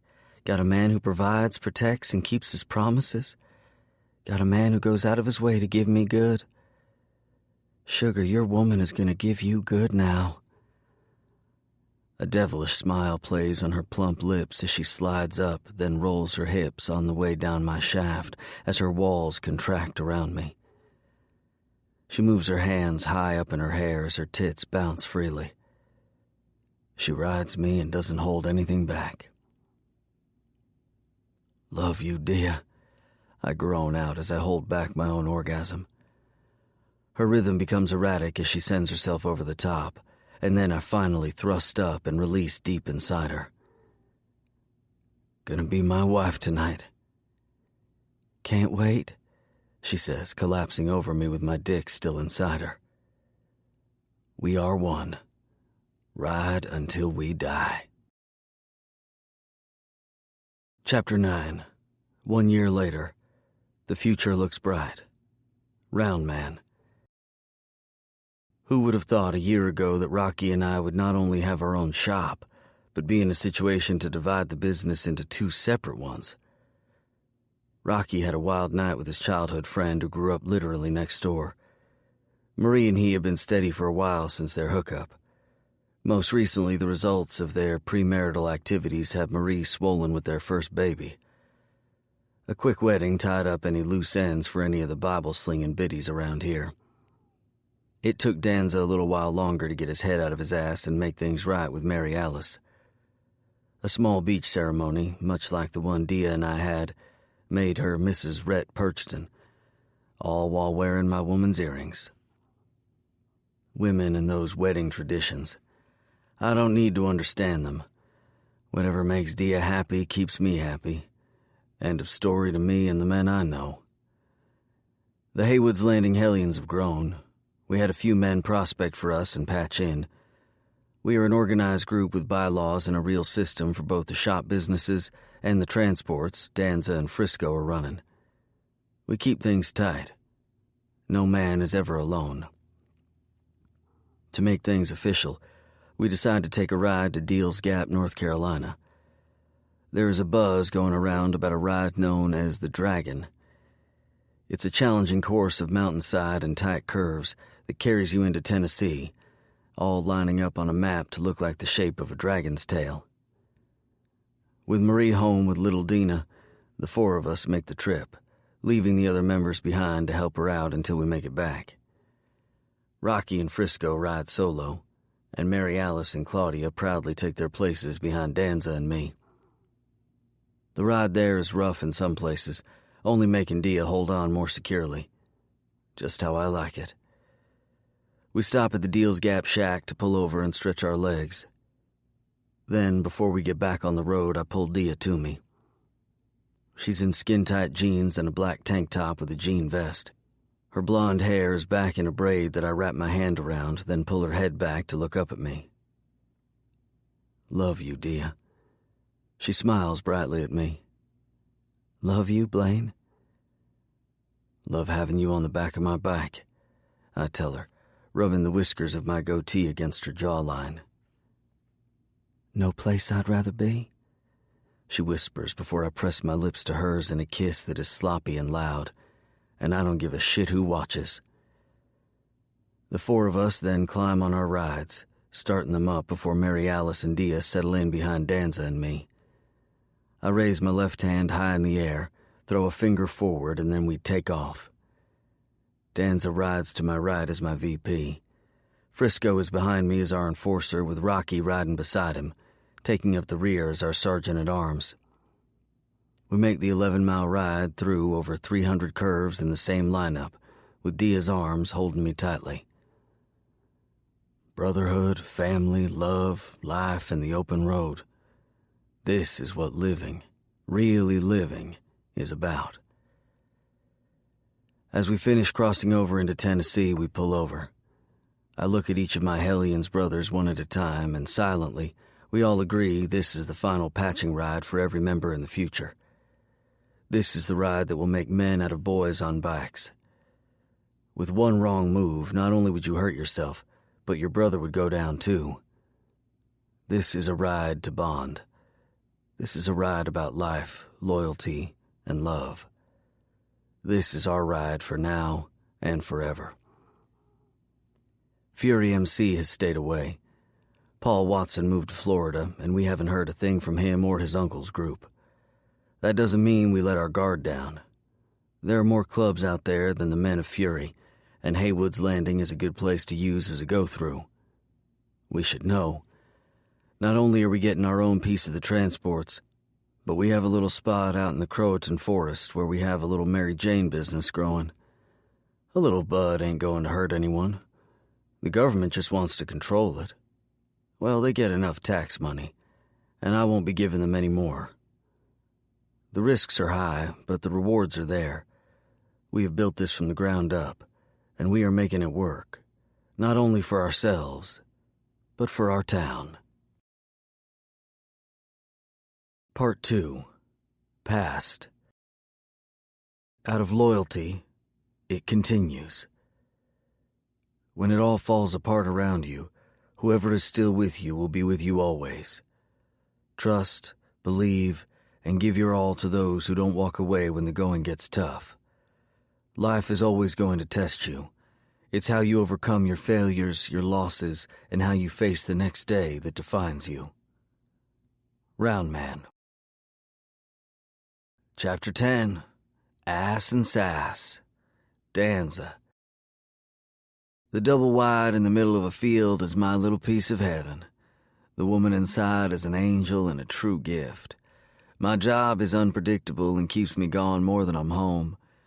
With grace and strength, Mary Alice holds down the home fires while I chase $1 down the highway. She's a good woman. The best. She's also all I know. We've been together since forever, and even though I was slow to make an honest woman out of her, she's mine, and she's my wife. She's also pregnant. Very pregnant. And my sweet, calm Mary Alice disappeared the same day she found out, it seems. Rocky says it's the hormones, and once she has the baby, things will go back to the way they were. According to him, I need to take the high road and understand everything I do is wrong. This is not easy for a man like me, which is probably why I feel the way I do right at this moment. I'm sitting in the front yard on my Harley, wondering what tonight will bring before I walk inside. Last night, I epically fucked up. When Mary Alice asked me to take her to the Dairy Queen for a hot dog, I should have done it. Instead, I let the pregnant woman waddle her way out to her Chevrolet Corvair, get in, and drive off in search of her hot dog. Only the car broke down, leaving a very pregnant Mary Alice on the side of the road in the July heat, waiting for someone to come along to help her. I suppose when it had been over an hour, I should have gotten up and gone to look for her. After all, we normally don't let anyone in our group travel alone. It's just all these crazy cravings and mood swings are too much for me to handle. The more she changes, the more I find ways to stay away. I've been an ass. I don't deserve her. Yet she's still inside the house we share, waiting on me. Getting off my bike, I open the saddlebag and get the bundle of flowers I stopped off for, then make my way inside. The smell of food cooking hits me as soon as I step inside. "Mary Alice," I call out, taking off my boots at the front door. No reply. I don't find Mary Alice in the kitchen or living room. When I head to the baby's room, I don't see anything out of place, and I also don't see my wife. Peeking my head into the guest room, still no sign of Mary. "Mary Alice," I yell as I make my way to our bedroom, to which I get no reply. The bathroom door's closed, but that doesn't stop me since she won't answer. I hear her crying as I turn the knob to find the door is locked. Adding force, I easily break the knob to enter just as she jumps and turns around. Before I can speak to find out what's wrong, she turns back to face the toilet, leans over, and hurls. Dropping the flowers in my hand, I quickly move to stand behind her and hold her hair back. "Baby, I'm sorry. What can I do?" I ask as she heaves, and I try to rub circles on her shoulders with my free hand. "Cut your dick off?" she says as she continues to vomit. My balls automatically draw up at the thought. "Dinner smells delicious," I compliment her, only for her to raise a middle finger over her shoulder as her head stays in the toilet. "Horseradish sauce over the roast," she chokes out. "That cookbook my mother gave me as a wedding present said to use that." Sounds spicy," I reply, not sure what to say. "The smells, all day the smell. I haven't even kept water down." Grabbing a hair tie from the countertop, I fumble to get her hair snug behind her. Once secured, I drop to my knees behind her and wrap my arms around her waist. "I'm sorry, Mary Alice." "No more kids?" she mutters as she seems to settle down. "This is all you get?" If I had known pregnancy would be this hard on her, I would have been okay to not have any. She's been miserable and happy all wrapped in one. Standing, I get her a cup of water to rinse her mouth, which she does before flushing the toilet. Then I leave her to clean up privately, listening to her brushing her teeth as I walk out of the room. I can only hope turning off the dinner will help the smell pass so she won't continue to be sick. In the kitchen, I butter some bread to go with the roast she made, as well as make some toast for her. After grabbing a cold glass of water, I then plate the toast and take it into our bedroom. "I can't eat with you tonight, Rhett," she groans out as she looks up from the bed. Her hands rest on her round belly. I see the puffiness in her eyes from crying through her times of sickness today. "It's okay, baby. You didn't have to cook. I told you to take it easy. Promise me, Rhett. No more babies. I love you and I love our baby, but I can't do this again," she pleads. "If that's what you want," I concede. Hell, I would promise her the world if I could ease her burden right now and have my wife back. After I set the toast on the nightstand beside her, she smacks my arm. "Are you blind? I can't eat that." I stammer. "I thought the doctor said eat toast." "Have you seen my ass since I got pregnant?" Smiling, I respond, "Sure have." She smacks my arm again, letting me know she doesn't agree with my pleasure. "Baby, you got ass and curves, and I love it. I can't help it if you turn me on." She blinks. "I still turn you on?" The tears fall from her face. I sit on the bed beside her. Reaching out, using the pad of my thumbs, I wipe the liquid from under her eyes. "You have always been the sexiest woman alive to me. Now you have these curves, and I look at you and know it's my seed growing inside you. Baby, nothing could be hotter. The way you love me keeps my dick hard." I lean over and trail kisses on her chin. "Always hard for you." "You," she whispers, "haven't been home as much." I'm an ass. God, I'm an ass. I press my lips to hers and taste the salt of her tears along with the mint of toothpaste. Along with that ass has come a whole lot of sass. It's not you, baby. I say each word against her lips. I just feel helpless and you are miserable. I miss you. I'm right here, and I promise you no more running away. I'm with you every step of the way. No more horseradish smells making you sick without me here to hold your hair. She laughs and I kiss her, taking the opportunity to slip my tongue inside and find hers. She brings her hands up to my hair and tugs as I deepen the kiss.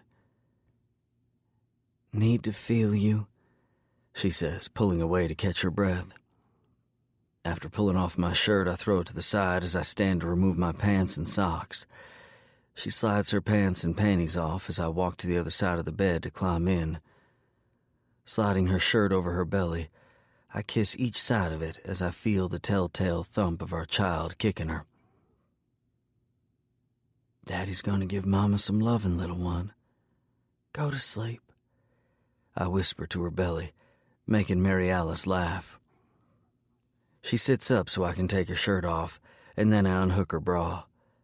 When her ample breasts fall out in front of me, I nibble before sucking her nipple in deep, and she moans in pleasure. I then slide my hand between her legs. My fingers find her heat dripping wet as I slip two right in, and she cries out for more. As she clenches around my digits, I pull out and roll her to her side, settling in behind her. With one hand under her and tweaking her nipple, I use my other hand to lift her leg before guiding my rock-hard dick into her from behind. She pushes her hips back as her inner muscles tighten and release around me, while I fight the urge to release. I bite at her neck and suck as I find her clit with my hand. I begin teasing, circling, and then pressing the bud as I slide in and out with her back to my chest, causing me to hit her spot with every thrust, making her whole body tremble as her orgasm overtakes her. Riding through the aftershocks, I find my own release. Dinner forgotten, toast forgotten. Everything comes together as I hold my woman in my arms, both of us completely satisfied. Chapter 11. A Doll. Round Man. Hush, little baby, don't say a word, Dia sings softly to our baby girl. Daddy's gonna buy you a Harley shirt. I can't stop the laugh that escapes as I lean against the door jamb. Little noises come from our baby, and Dia looks up at me with sharp eyes. Well then, Mr. Chuckles, you come put her to sleep. She stands from the rocking chair and brings me the baby all wrapped in red. Claudia was adamant that our nursery and baby not look like someone vomited Pepto Pink in her room and her wardrobe. Can't say that I'm sad she feels that way either. With her hair all wild around her face, her eyes tired from lack of sleep these last few days, and baby spit up on her shirt, my wife has never looked more disheveled, nor more beautiful. Taking Delilah from her arms, I kiss my wife on her forehead. Go shower and take a nap, love. Gladly, she says with an exhausted smile. With a quick kiss to our daughter's head and one to my lips, she heads off to her sanctuary, our bedroom. Sitting in the rocker that faces my daughter's crib, all decked out in hot air balloons with teddy bears, I have to smile at how life has changed from the moment they placed Delilah in my arms. With the face of a doll, eyes of an angel, and a head of blonde hair to match her mother's, my baby girl is absolutely perfect. Bright eyes look up at me as she opens and closes her mouth like a fish. Never known love so deep, dollface. My voice is raspy as I try not to be loud, but I want to talk to my little girl. Loved your mama before, but watching her with you, holding you, having you, well, doll, I've never known anything purer in my life. My daughter smiles. Dia says it's gas, but I don't care. My baby girl smiles before her eyes close and she snuggles closer to me. Leather, oil, and man," I explain happily. "One day, you're gonna grow up, and when you find a man, he should smell like a hard-working man, doll." The thought of my baby girl growing up has me twitching to shoot something. "Never mind that, precious. I promise you, as your dad, I'll be the man you look up to. I'll be the man who makes you proud. I'll be rock solid for you and your mama. I'll give you my all and my love." I rock her, thinking of what it's going to be like to watch her grow. "When the time comes to let you go, I'm going to fight like hell to keep you with me. I'll give you my life before I'll let anyone touch you." Kissing her head as she soundly sleeps, I hold my daughter in my arms. 8 weeks later, my balls are so tight I think they may bust. Between Dia healing from having our baby to the exhaustion we feel as new parents, there has been no time for the two of us to be, well, the two of us. Leaving work, I'm dirty, tired, and I want nothing more than to kiss my doll, kiss my wife, and go to sleep. I pull up to our little trailer and park my bike, then make my way inside. When there is no noise, I make sure to remove my boots without a sound to avoid waking my wife or my daughter. At the kitchen sink, I wash my hands, splashing some water on my face before grabbing a beer from the fridge. When I make my way into the bedroom to change my clothes, I'm blown away. Lying on our bed in a red lace number is my wife, Claudia Recklinger. Her breasts still swollen from having a baby, her tummy now flat, and her toned legs stretched out. I stand in the doorway and give a whistle, which makes her smile. She curls a finger for me to come over, and stripping as I go, I slide in over her. My long hair in a braid falls over my shoulder and tickles the exposed skin of her collarbone. I kiss her briefly before I move slowly down her body, kissing and licking every available inch. At her belly, I trace her stretch marks with my tongue, knowing it was my baby that grew in her body.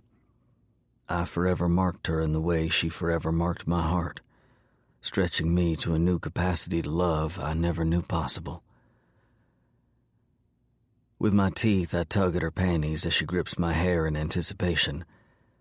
I run my nose through her curls, inhaling the scent of her arousal as I use my hands to slide her panties all the way off. From her ankle to her inner thigh, I lick and tease her with my teeth. At her juncture, I flick my tongue against her glistening lips, lapping up every drop of her desire and settling in to feast. Claudia shamelessly grinds against my face. Adding 2 fingers, I work in and out as I let my goatee tickle the sensitive skin between her folds before I suck deeply on her clit, sending her over the edge. Then I kiss my way up her body and slide my hard cock inside her while she milks me in her aftershocks. Resting my forehead on hers, I still. "Baby, you're gonna make me blow too fast." "Sugar, I'm just glad to know I can still make you go." As I kiss her, I taste her arousal, my beer, and the mint of toothpaste as I try to calm myself. "Love you, Dia. It's only you. Women can wind me up, baby, but it's always going to be you who keeps me fighting the edge just so I can have more. A lifetime deep inside you isn't enough." "Then love me for eternity, Blaine." "Damn right," I whisper, sliding in and out of my wife. A lifetime deep inside her isn't enough. I mean every word. I'll proudly love this woman for eternity. Chapter 12. 1 year later. Barbecue. Frisco. The problem with not having a family of your own is feeling left out when your Hellions brothers have all started their own. I hate to admit it, but I can't shake the sadness that I'm not in the same place they are. Then again, I have only one person to blame. Me. For too many years I stayed on the road, going from one place to another, taking on odd jobs here and there to get by, but never settling in. The Hellions changed all that for me. Here, I feel like I'm part of something. Here, I feel like I belong. Seeing the love between Danza and Mary Alice, Rocky and Marie, Roundman and Dia, it makes me wonder if I'm missing out by just having a mindless fuck with a barfly. Growing up, my mom and I lived under a bridge in the Bay Area. She was a meth addict who only worked odd jobs to cover her next high. I only went to school so I could get free lunch. I wore the same clothes day in and day out, my baths taken in the cold bay water. Kids teased me mercilessly, but I prevailed. When my mom died, I was only 15. No one knew.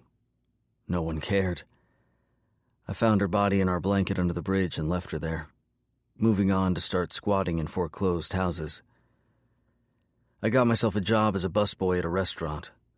The owners, Shipley Pete and his wife, soon figured out my secret and let me move into their son's old bedroom. Having a safe place to stay, clothes on my back, and being able to clean up, I was doing good. After I saved up, Shipley sold me his Harley. Learning to ride, feeling the freedom, gave me the escape from life. Then, when Shipley had his heart attack and his wife moved to Washington with their son, I hit the road and didn't look back. I was lost until I landed in Haywood's Landing with the Hellions. The guys took me in without questioning my past or judging me. I never imagined having a family of my own, but with the club I have one. And now I can't help wondering if I dare to have more. Been thinking, Roundman says, walking into the client waiting area of his bike shop. You have a brain? Danza teases his longtime friend. Shut up, fucker. What you thinking, brother? Rocky, the more serious of us all, asks. We should have a barbecue out back here. We've built around the shop, we have the clubhouse, we have the cave. So now let's have a backyard barbecue. We can have our old ladies out with the kids, make it a real family thing. A family thing. I rub my chest absently, an ache burning inside. We're a family of our own making, I say, hell yeah, Danza chimes in. Rocky nods his agreement, and Roundman looks at me. Well, let's get to work. We have to get some grills and some tables, I say. Roundman gives me a smirk. California kid, we gotta build a Carolina-style pig cooker. Rocky is the first to move out the front door. Let's get to it. Within an hour, we are cutting, welding, and creating our own charcoal grill, cut out of a burn barrel. We make the shell of the whole hog cooker and add the hinges to make the top and bottom seal up, but still have slats for the metal grates that will hold the hog in place. For 3 days, we work on cookers and grills before moving on to tables. We make custom 12-foot family-style tables and even go so far as to make a few square cutouts edged with stainless steel. Once we toss a bucket under the holes, we have the perfect oyster shucking tables for oyster roasts when the season comes. Excitement fills me at the prospect of having these memories with my club. Then, at the same time, I feel like something is missing. They have their women and now their kids. Just like my childhood, I'm alone under the bridge. Within a week, we have everything set up and food bought. Dia, Mary Alice, and Marie are making side items, while we'll man the grills. Roundman has invited all patched members and their families, and it's not long before the party is in full swing. The kids are playing, the beer is getting guzzled, and the women are happily on their men's arms. Marie brought a new friend she met at the craft store the other day. As I run my fingers over my goatee, my mouth waters at the beauty in front of me. She has this shy look that only intrigues me more. In her miniskirt, her legs go on for miles, and I can't stop myself from imagining them wrapped around my neck while I eat her pussy like it's my last meal. The woman has hair the color of molasses, and it's in a kinky curl that makes me wonder what kind of kink she would be into with me. Strolling over, I give her my smile and she looks around as if I'm looking at someone else. "What's your name, pretty thing?"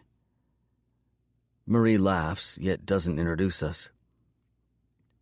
"Tilly," she says, barely above a whisper. I tip her chin to make her look me in the eye.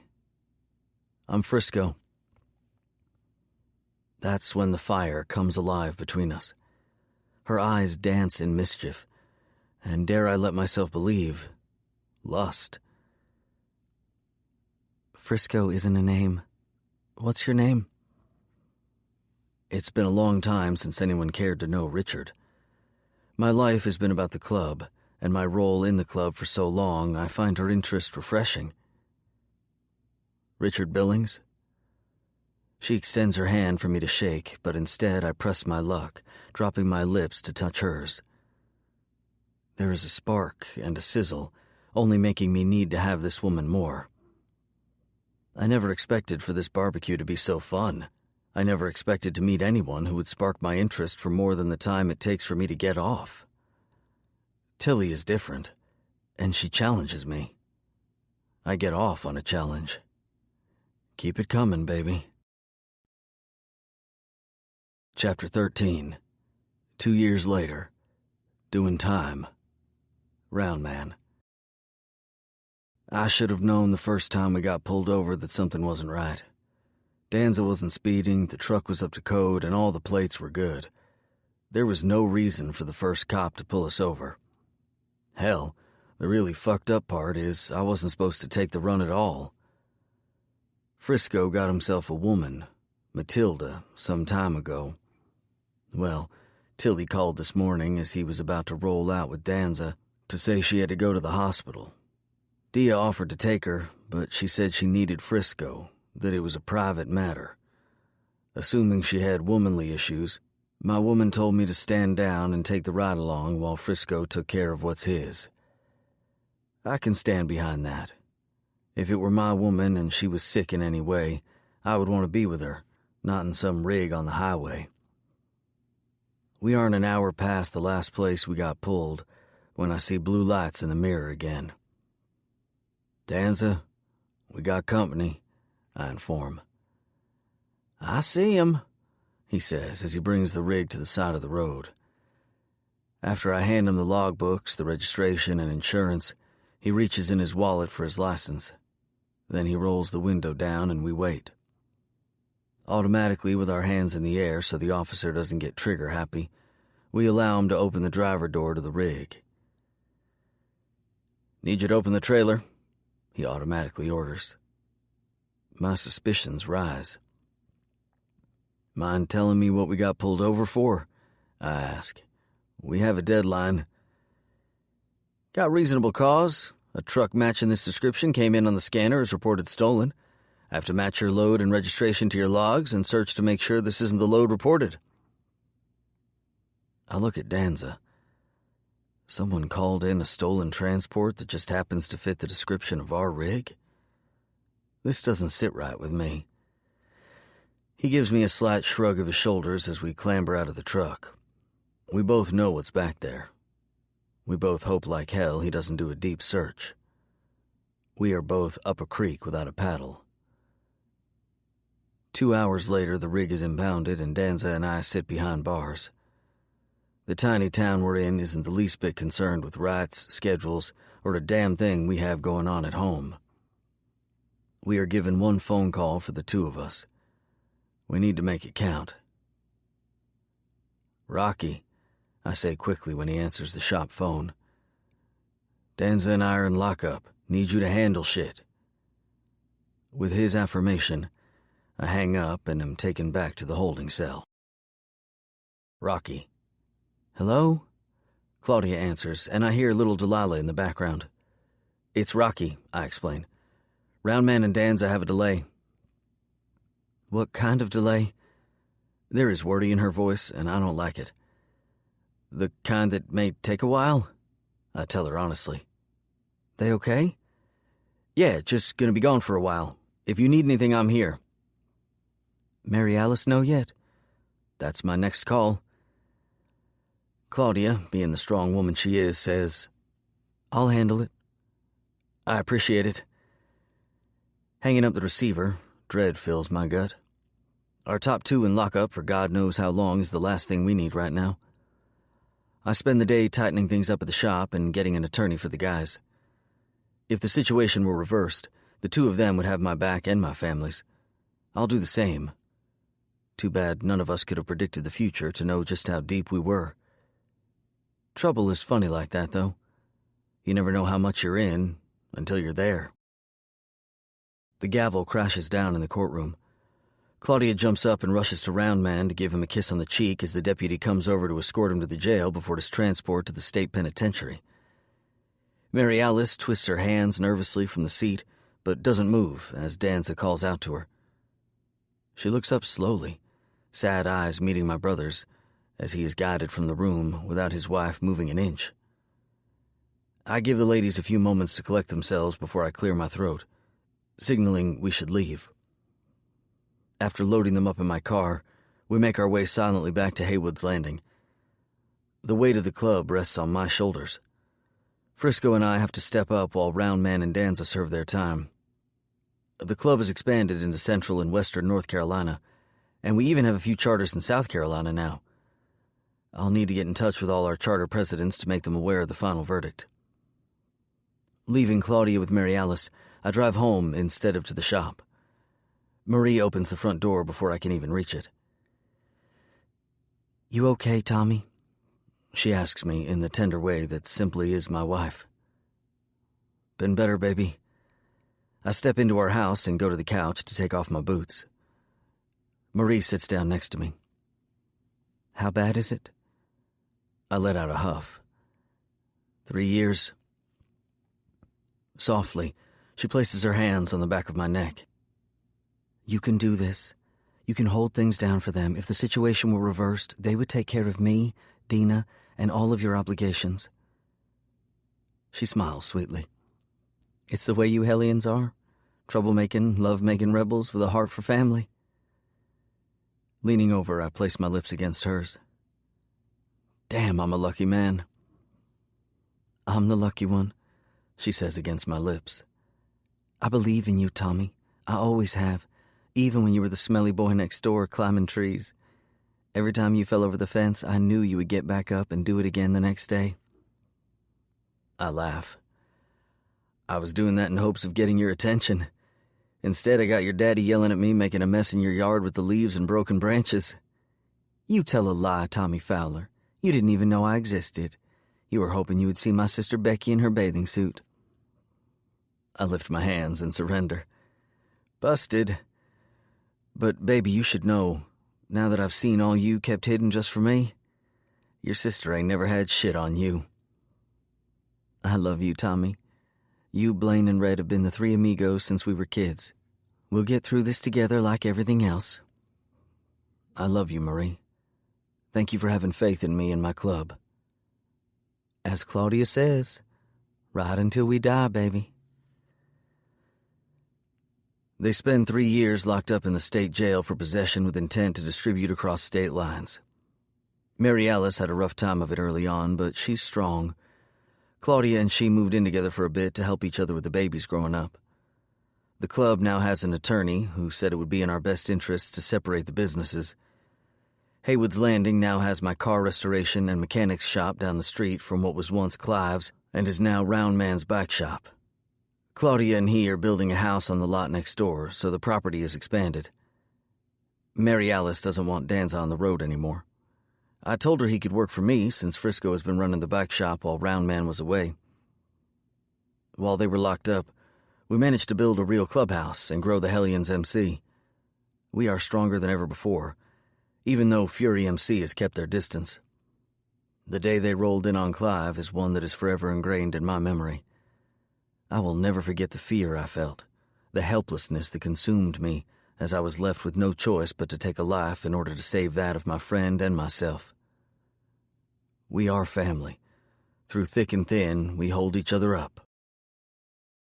Danza. Dear Rhett, I know you expected me to visit today and bring Savannah. I can't. I just can't do this anymore. The time is nearing for you to return home, and I'll be honest with you and myself.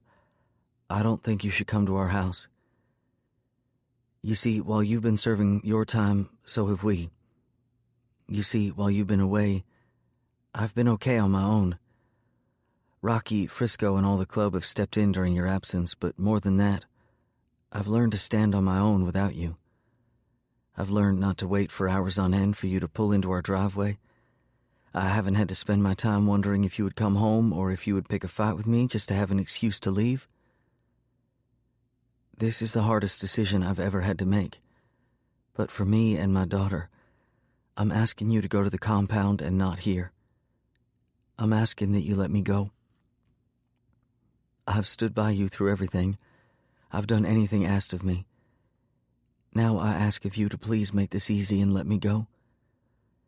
You will always have my heart, but I cannot continue to remain numb to the pain you continue to bring me. I will love you with every breath I take, but I need the same from you. I want a life with mutual respect, adoration, and emotion through the good and the bad. If you can't give me that, then at least give me the freedom to be on my own rather than wait around for you to have an epiphany that will never come. With love and tears, Mary Alice. 3 weeks until I get out of this place, and this is what she sends me. I punch the brick wall of my cell, and Round Man stands and comes to me. Want to tell me what that's about, brother? Not gonna let her go? I growl. Then you better straighten out your shit, brother. I let my mind go over all the wrongs I've done. The first time I stepped out on her, I told myself it was just to have something new.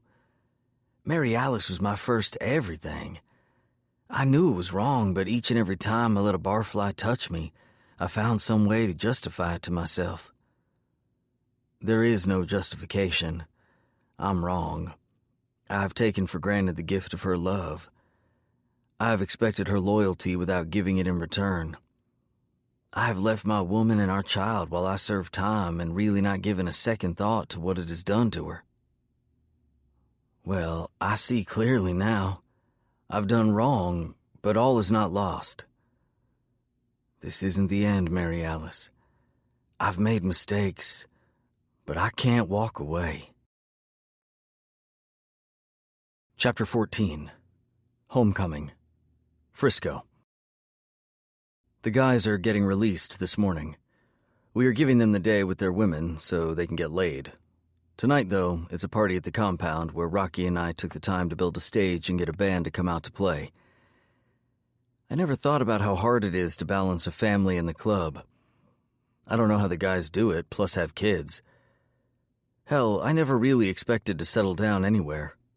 Something from the beginning tied me to the guys, though. Rhett and I met on the side of the highway in Alabama. He said if I was ever in North Carolina, Blaine's shop was the place to get my bike serviced. I had nowhere else to be, no place to call home or family to worry about, so the coast sounded pretty nice to me.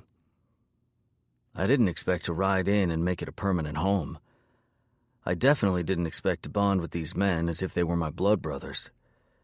More than that, I didn't think I could find a woman I wanted to spend more time with than the energy it took to get off. Then I met Matilda. She's fire and ice all in one. She winds me up and sets me off more than any other human. We have this crazy pull between us. I've never had someone want me and only me the way this woman does. Tilly rides my ass so hard about not being home enough without them. She needs more support. If I'm not at work, she wants me in her pussy. Don't get me wrong, I love her pussy, but come on, a man needs a break. Truth be told, I don't even think the woman does it for the orgasms as much as she does it to keep control of my balls. If I'm in her, then I'm not anywhere else. Swear to Christ, I think if she could sleep with my limp dick inside her, she would, just so she could sleep and not think I'm going to sneak out or something crazy like that. It's not long after we get the party started that Round Man and Danza arrive with their women at their sides. My woman. She's giving the lead singer of some shit-ass band a good look down her cleavage. Where is the love? Where is the loyalty? My anger boils. Stepping out back, I go to the makeshift horseshoe area we have, throwing back a beer before picking up the metal set to toss. Slice comes over with another beer in his hand for me and the other set of shoes. "You all right, brother?" he asks. Want to fucking cut the broad loose. Can't seem to shake her, though. When it's me and her, she's a fucking dream. The second there's anyone or anything else going on besides me being with her, then all hell breaks loose. Slice laughs as he tips his beer up. Rocky strolls over, saying, "Pussy on the regular can't be that bad, especially if she ain't wanting the house, the kids, the fucking station wagon, and the dog." "Oh, but she is," I reply, feeling the weight of my situation on me. "Frisco," Tilly calls out to me. "California kid, if you won't love me right, this one will." Rage runs through me. I want to beat that fucker's ass as my woman reaches up and grabs his dick. At the same time, I want to fuck her into oblivion so she will shut the hell up. Everything happens in a blur, and before I realize it, I have beaten the hell out of the lead singer of the band. With blood on my knuckles, anger in my eyes, my brothers all at my back, Tilly looks at me with love. "Shit's fucked up, Tilly." "Choose me, Frisco?" I shake my head, blood pouring from my busted lip. "Come again." "Choose me," she whispers before she turns and walks away. I let her go. Stupidly, I let her go. With every fiber of my being, I know she wants me to follow her. I know she needs me to choose her over the mayhem of the night. I know her heart craves my attention. Everything inside me screams to follow that tail right out the doors and don't look back. After all, I am a man. We tend to get led around by our dicks. My dick knows that me throwing down for her ensures she's going to ride me hard and long tonight. The problem is, that's what she wants all the time. Everything is a choice. Her pussy or... Her pussy is tired. Her mouth is tired. I'm so sick of the breakup to make up, I can't see straight. What's worse? My brothers have come home from doing time, and I've gone and beaten the hell out of some shit-ass band all because of tired, worn-out pussy. There is something wrong with me. Seriously fucking wrong with me. Because even in all this, for a moment, a brief moment, I considered following that pussy right out the door. Thankfully, I used my brain, for once. Looking around, I see the clubhouse is a wreck. Round Man is smiling before devouring Dia in a kiss, while Danza looks like he's on the prowl. Both men were big before their years of 3 hots and a cot, but the time in the yard has seriously bulked the two of them up.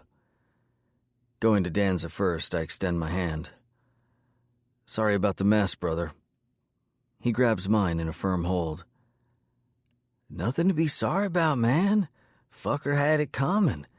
If it were my woman, I'd have made him choke on his own balls." "Your woman wouldn't have given that man a second look." With a cocky smile, Danza nods.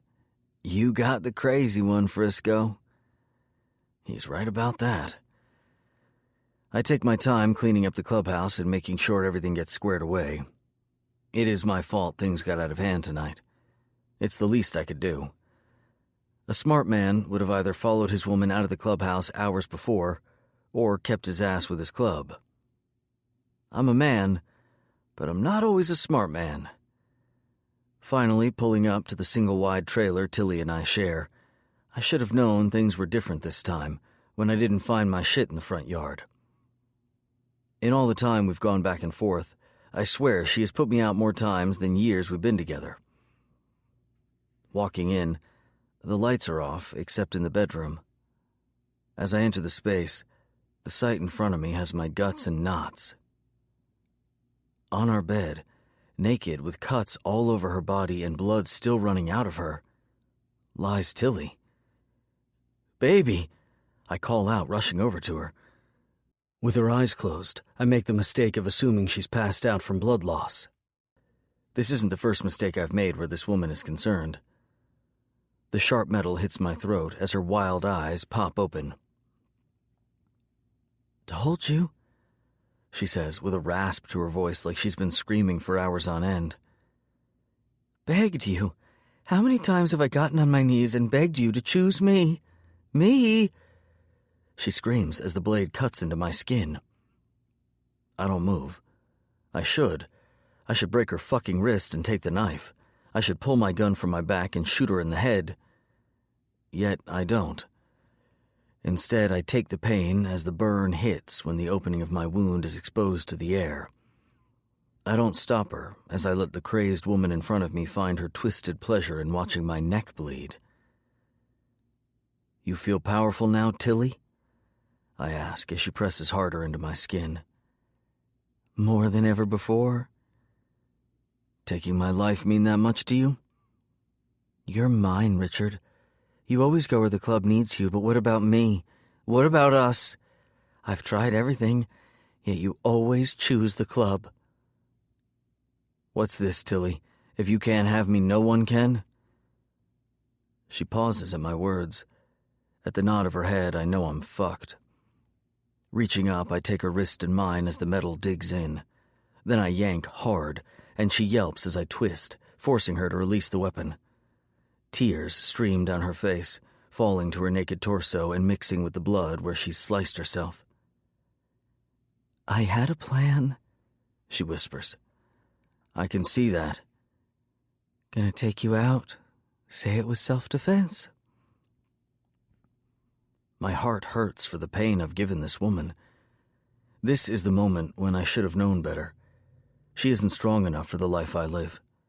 She isn't ready to have times when I can't share things with her, not because I don't want to, but because it's in her best interest. I have broken this beautiful woman, all because I do choose the Hellions. "Tilly, I'm gonna release you. I'm gonna climb on my bike and never look back. I should kill you for what you've done, but I'm simply gonna walk away." "Kill me," she screeches. "Just do it. You already killed me on the inside." "I know," I give her solemnly. "I never intended to. I'm gonna get you set up financially for a while. When you're straight, you move on. There's a good woman inside you, the kind of woman who could make a lot of men happy." "Just not you?" she says quietly. "Not a man like me. No. Go on with life, Tilly. Instead of me choosing you, you choose you. Gonna go now. Don't try to stab me in the back.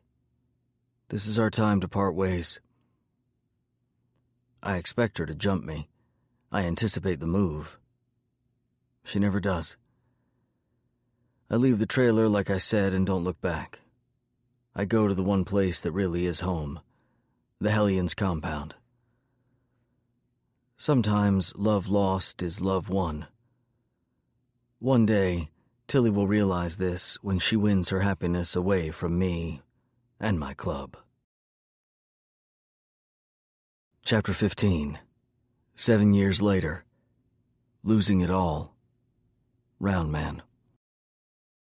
"Fuck cancer. Fuck it all," I roar, throwing the beer bottle at the wall behind the bar and watching the glass shatter. My wife is at home painting Delilah's toenails while I try to wrap my head around the fact that the treatment failed. My beautiful wife, my strong, vibrant woman has months left. It isn't supposed to be like this. I have spent the last year holding her hand while she has been in pain so bad she can't move.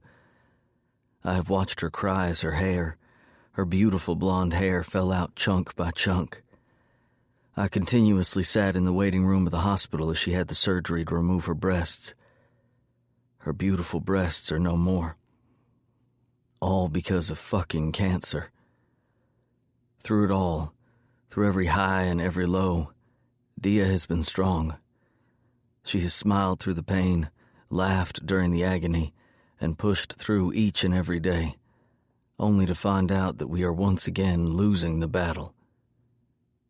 I feel like I'm dying inside. The mere thought of one day, 1 minute without her by my side is a hell unlike any other.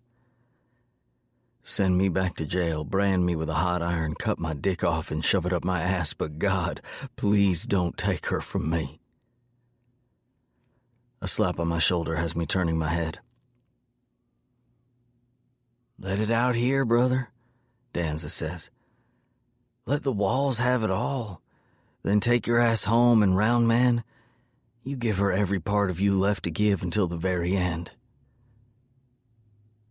Blinking, I jump up and head home. I don't want to waste time. I don't want to be away from her. Once our little doll is fast asleep, I climb into bed beside my wife. Her eyes don't hide the pain, the fatigue, or the sadness she's carrying around. Laying my head on her chest, I listen to the steady thumping of her heartbeat. Blaine? She whispers as she strokes my hair. Sugar, time's a-comin'. Doll's gonna need you. With no shame, I let the tears fall. Can't do it without you. I'm a man, baby. How can I be what she needs as a girl? You are what she needs because, love, you have always been exactly what I needed when I needed it. Ain't nobody stronger, more loyal, and more loving than you. You're wrong. I hold her tightly, hating feeling her frail body under me, yet selfishly needing to hear the thump, thump, thump of her life moving through her body. You're the strongest person I know. Blaine, I'm always with you. Eternity, baby, I promise you. I'll love you for eternity. We have a girl, a beautiful, magical, wonderful little girl, and she's gonna need you. I lift my head and look into her eyes. I could get lost in the depths of your eyes. We gotta face this. Gotta be prepared. Sliding up, I rest my forehead against hers. I can't let you go, Claudia. Don't ask me to let you go. Before she can answer, I press my lips to hers to keep her quiet. I can't let her say the words. I can't hear her tell me to go on. Breaking away, I brush my lips to hers again. You are my partner. You are my lifeline. You are my heart. I kiss her deeply again. Made you promises, baby. Dia, I gave you my word. It's right beyond this lifetime, you and me. Don't give up on me, because I damn sure ain't giving up on you. Bracing my weight on my forearm, I tenderly rub the soft skin of her scalp where her hair once was. Then I close my eyes, and my tears fall down her face, mixing with her own as I remember the times I would brush her hair from my eyes. I kiss her forehead, then under each eye, tasting the salt of her tears. Then I kiss her nose and each cheek before I once again press my lips to hers. She holds me to her, and I feel the strain as she tries to grip me more firmly. Love me, Blaine, she whispers against my lips. For all my days, Claudia, and beyond, I tell her before I slowly, softly, and with every bit of my soul, make love to my wife for the last time. Chapter 16. It Takes a Club. Round Man. Laying my wife to rest is the hardest thing I've ever had to do. I think back to the day I killed the men of Fury MC. Is this my karma? Is this my punishment? The loss of the love I'll never share again kills me little bit by little bit. Yet for our daughter, I have to hold strong. Delilah is the best part of Claudia and me. She is a physical piece of our love coming together. She is what I can hold on to when I need to remember what I had. People say I should move on. Even before my wife died, the barflies were ready to pounce.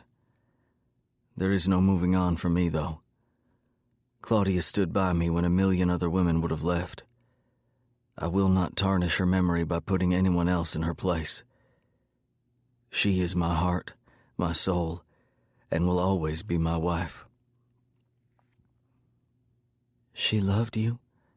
Mary Alice whispers, placing a gentle hand on my shoulder. "Blaine?" She pauses. "She loves you?"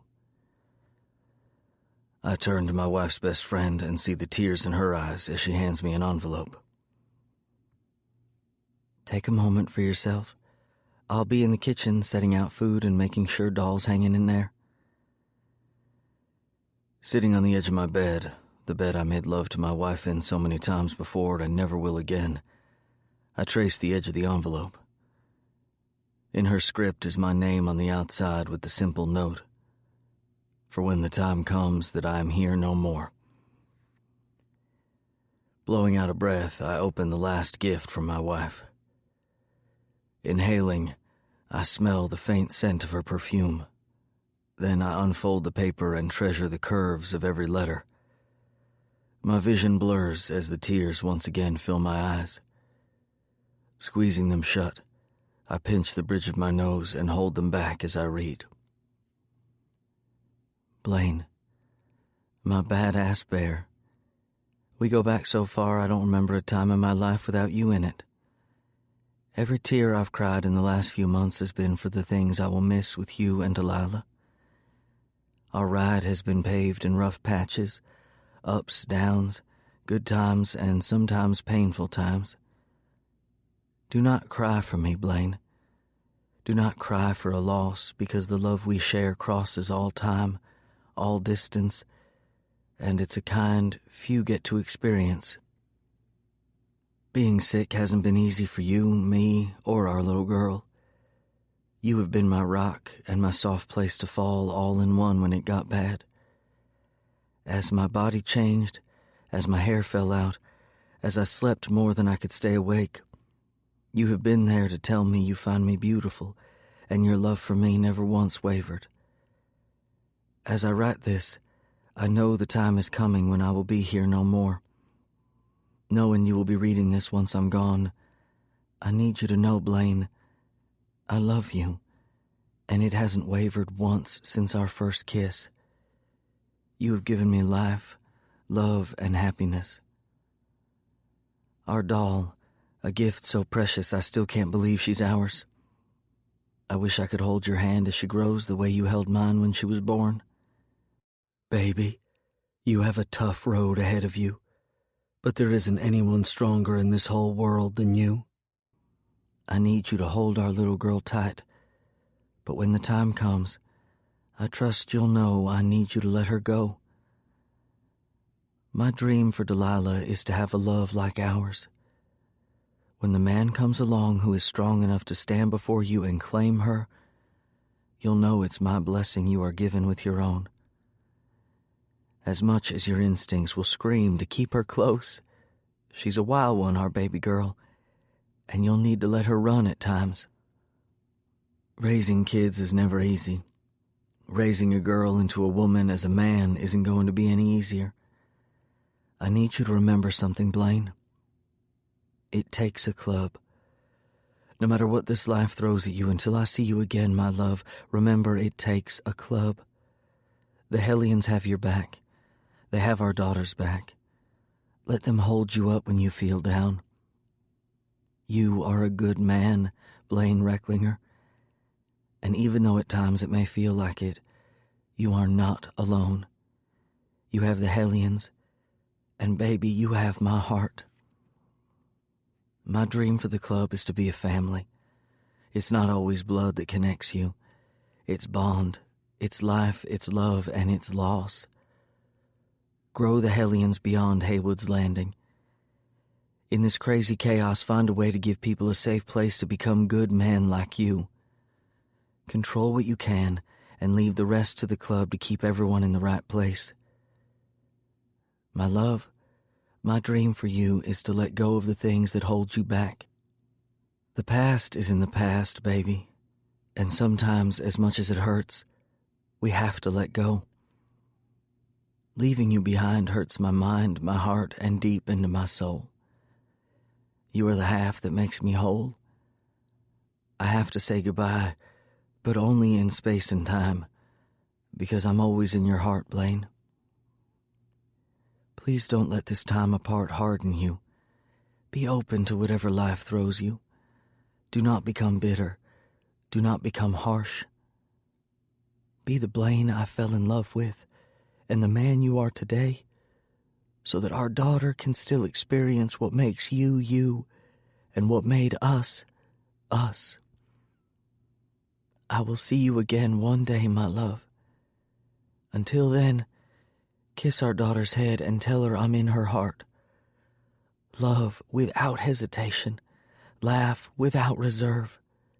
And baby, live without a single regret. All my love for you always and into eternity. Your wife, Claudia Recklinger. I hear the sounds of my house filling with people. The sounds of mourning, or as Dia chose for us to call it, her celebration of life. I can't celebrate her loss as much as she wants me to. I can't avoid dwelling on the fact that 3 days ago, she took her last breath. And from that moment on, I have not been able to look forward to the end of a day anymore. There is nothing to look forward to for me beyond our daughter. For 15 years, I have lain in bed beside her except the time I was locked up. I haven't slept since she passed on. How can I? My first thought, it takes a club. Hearing the rumble of more bikes pulling in somehow soothes the ache that is deep inside me. Dia is right. It takes a club. Chapter 17. 3 years later. Crash. Rocky. For the first time in a long time, things are solid. Business is good, the club is good, and life is damn good. Honestly, I never would have thought Marie and I would have made it this far. Yet we're still together, and our little girl Dina is off to college. The empty nest has only made my wife want to do more things with me, like car shows. We now live in a nice beach house. That was her dream. With as much shit as she has to put up with over the years, I'll give her a mansion in Malibu if that's what she wants, even if it kills me to make the payment.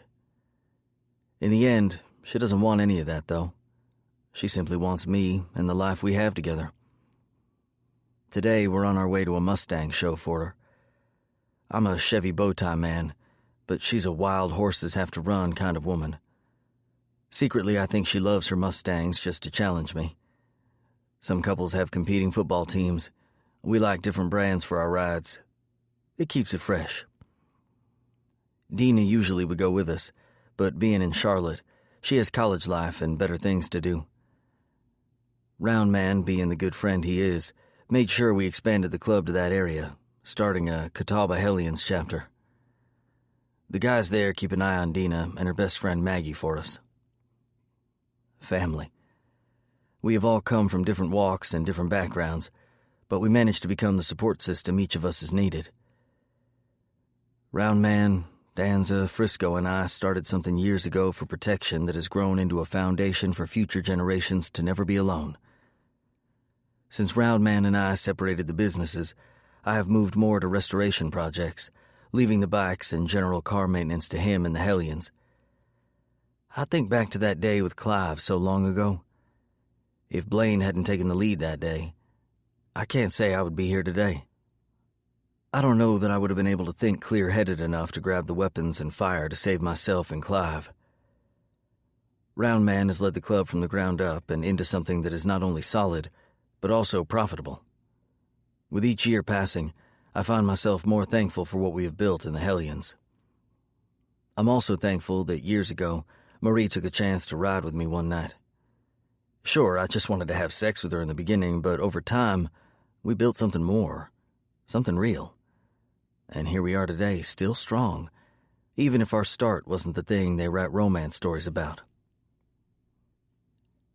"Rocky," Marie says behind me over the rumble of her Stang. "Yeah." "What's got you so lost in thought?" I smile at the beautiful woman beside me.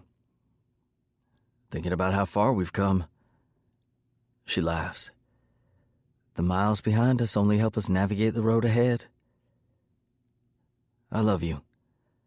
I lean over and kiss her cheek before pulling out onto the highway. With her hand in mine, we head home with our Best in Show trophy in the trunk. We had a damn good day. Just the two of us. The light is red up ahead, but the 18-wheeler is sitting still and slightly back from the light. I can't help noticing it and wonder if he's broken down. I'm no diesel mechanic, but he's not in the best place to be stuck.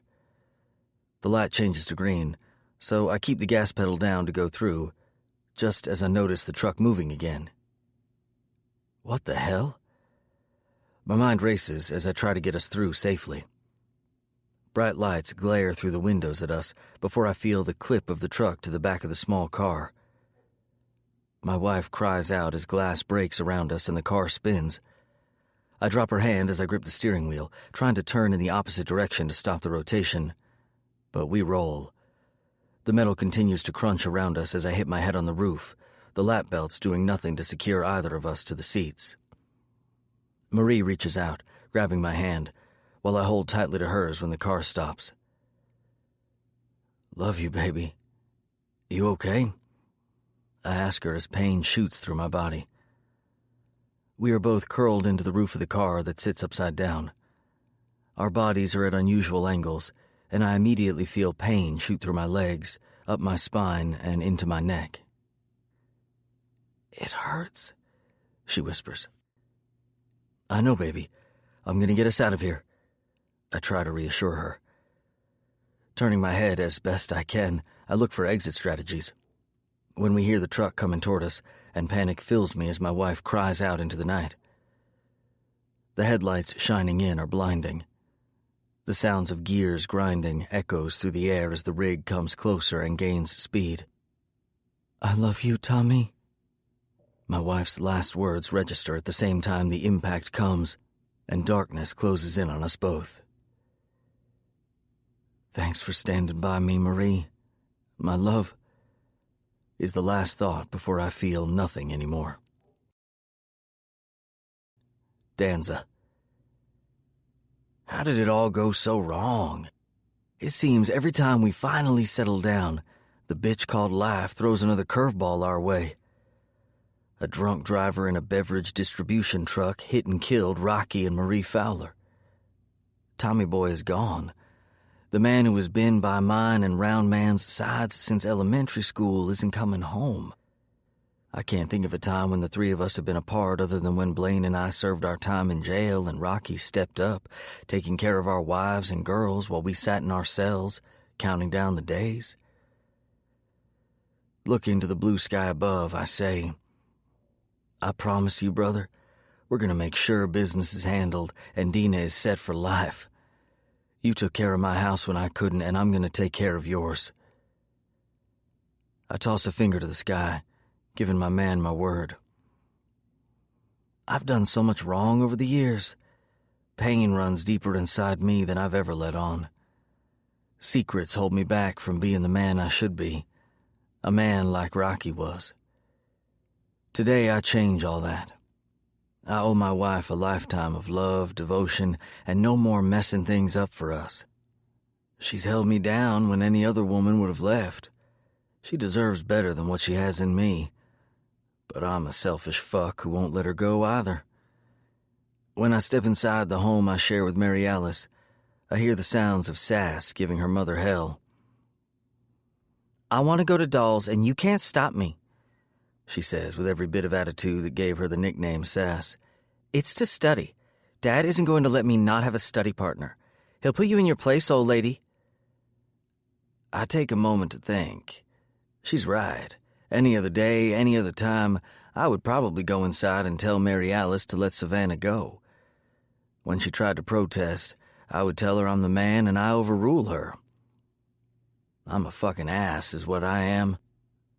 Kicking my boots off at the front door, I stand there as my daughter's eyes come to me. Tell Mom I can go study. Mary Alice looks down, avoiding me. She already assumes I'm going to give in to sass. My wife has lost her fight. I did this to her. I've spent too many years on the road. For too many years I've pushed her away. Too many mistakes have come between us, and she doesn't even know them all. Savannah, you need to tame your shit. You aren't going anywhere except to your room. As the notes fade gently, let your mind feel lighter, ready to re-enter the world of the story.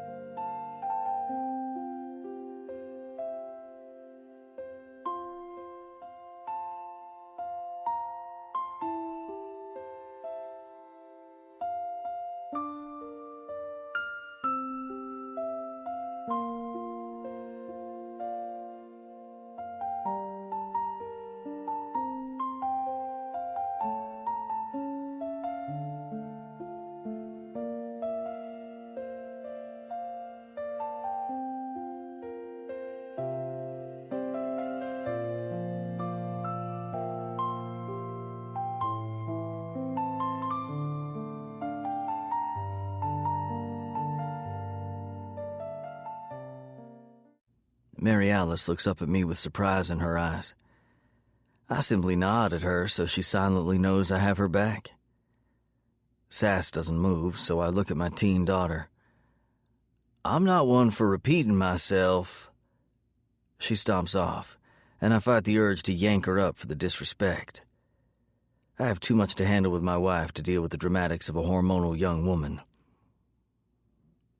Mary Alice, I say, losing some of the confidence I had worked up to have this talk. She makes her way to me, and I take her by the hand to guide her into our bedroom.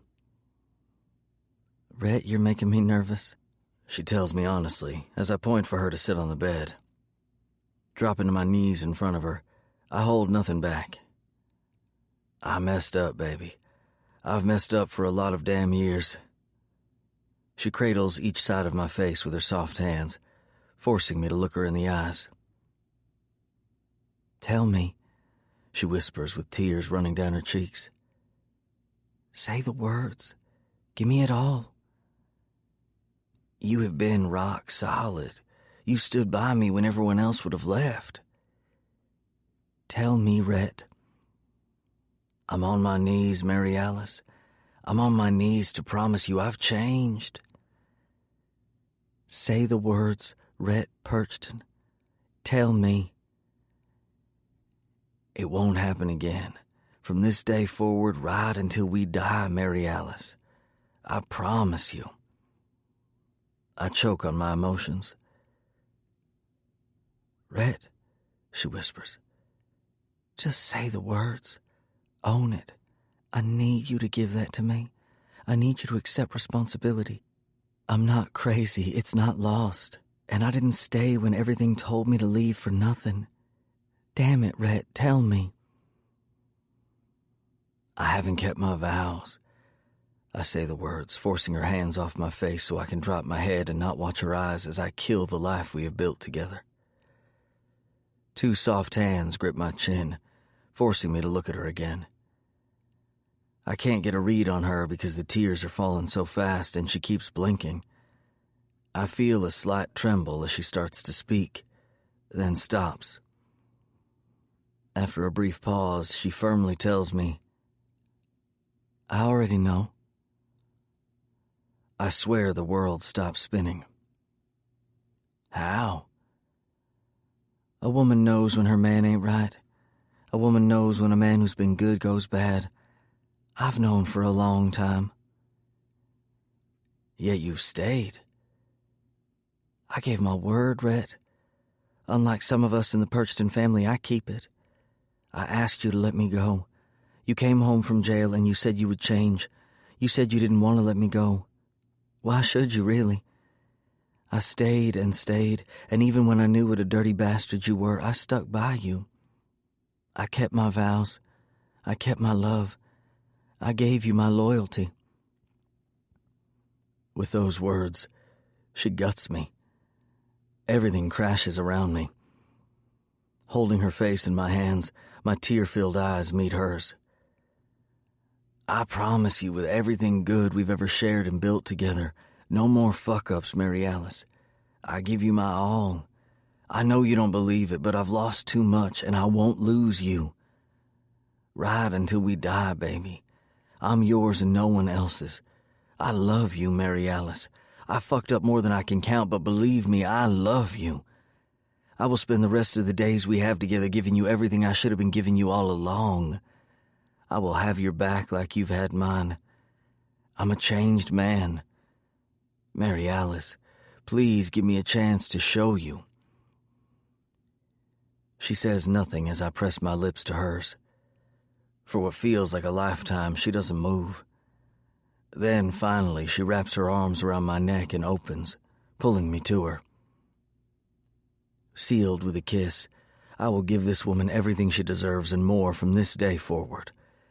With no excuses for my past and no cushion for my future, I will not fail her again. Today, I lost a brother. It opened my eyes to everything I've done wrong over the years. I took the love of a once vibrant woman, and I slowly killed her. Not with my words, but with my actions. Over and over again, I could have made it right. I should have made things right. I didn't. No, I failed. I failed my wife. I failed my family. In turn, I also failed my club. Part 3. Present. Out of pride, it comes to a head. You've got to stand for something, as the saying goes, or you'll fall for anything. The Hellions have always and will always be about family, about taking a brother's back, even if the brother is no longer with us. Rocky stood by me through some of the hardest times in my life. His death will not go unpunished. Even if my pride alone causes me to fall, I do so with a fight for my brother's legacy. Round Man. Chapter 18. Threats keep coming. Round Man. We have all filed into the cave for sermon. This is our patched members-only meeting. Trip and Rex took a run for Ravage MC. In the process, we were tailed, but not over the transport. Fury MC has decided their time has come. It's been over 20 damn years since they rolled into town to negotiate with Clive, and now they want to show up for some sort of retribution. In the lifetime between our first encounter and now, our family has grown. We have loved, we have lost, and we damn sure have a lot more to lose now than we did then. I bang the gavel down on the table. Sermon opens as Danza flips the door lock, securing the room. "I'm not going to beat around the bush, boys. We've lost too damn much," I begin. "What do we have on Paul Watson?" I look at Frisco, feeling the eyes of the younger members watching me, not knowing the name. Paul Shannon Watson, male, 62 years old, currently resides in West Palm Beach, Florida. He previously served a nickel for weapons. He has one ex-wife, Jane Wheatley, and one child resulting from the relationship. He patched to Fury MC in 1981, earned his Diamond 1%er patch in 1986. He has 9 kills to his name for the club, and his current rank is president. Danza stands, unable to remain still. "How does Fury tie into Rocky's crash? The cops tested the man. He was drunk. The beverage company even paid Dean out in a settlement." "Fury runs transports with the company and holds a 30% stake in the company," Frisco answers, moving papers around in the file. "Are you shitting me?" I stand, then pace the room right beside Danza. "We went soft. We let them sneak up on us. All this fucking time they have been planning, and we sat back and let them. How are we supposed to know? Danza says, running his hands through his hair. We were like fucking 20 when this shit started. Hell, we didn't know shit about a club back then. Think of all the mistakes we made. Shit, we landed our asses in jail. Come on, Round Man. We had no way to know. Get Jane and the kid here. It's time to find out what's going on with Watson the last 2 decades. No better way than an ex-wife, I order. Finishing the meeting, I dismiss the club, feeling the weight of it all bear down on my shoulders. We slipped up. I slipped up, and it cost my best friend and his wife their lives.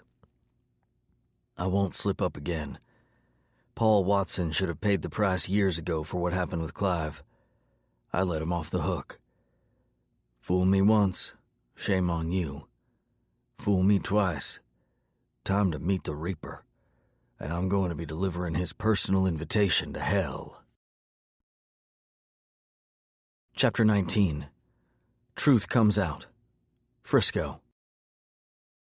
As soon as Round Man issues the order, I head home to pack a bag.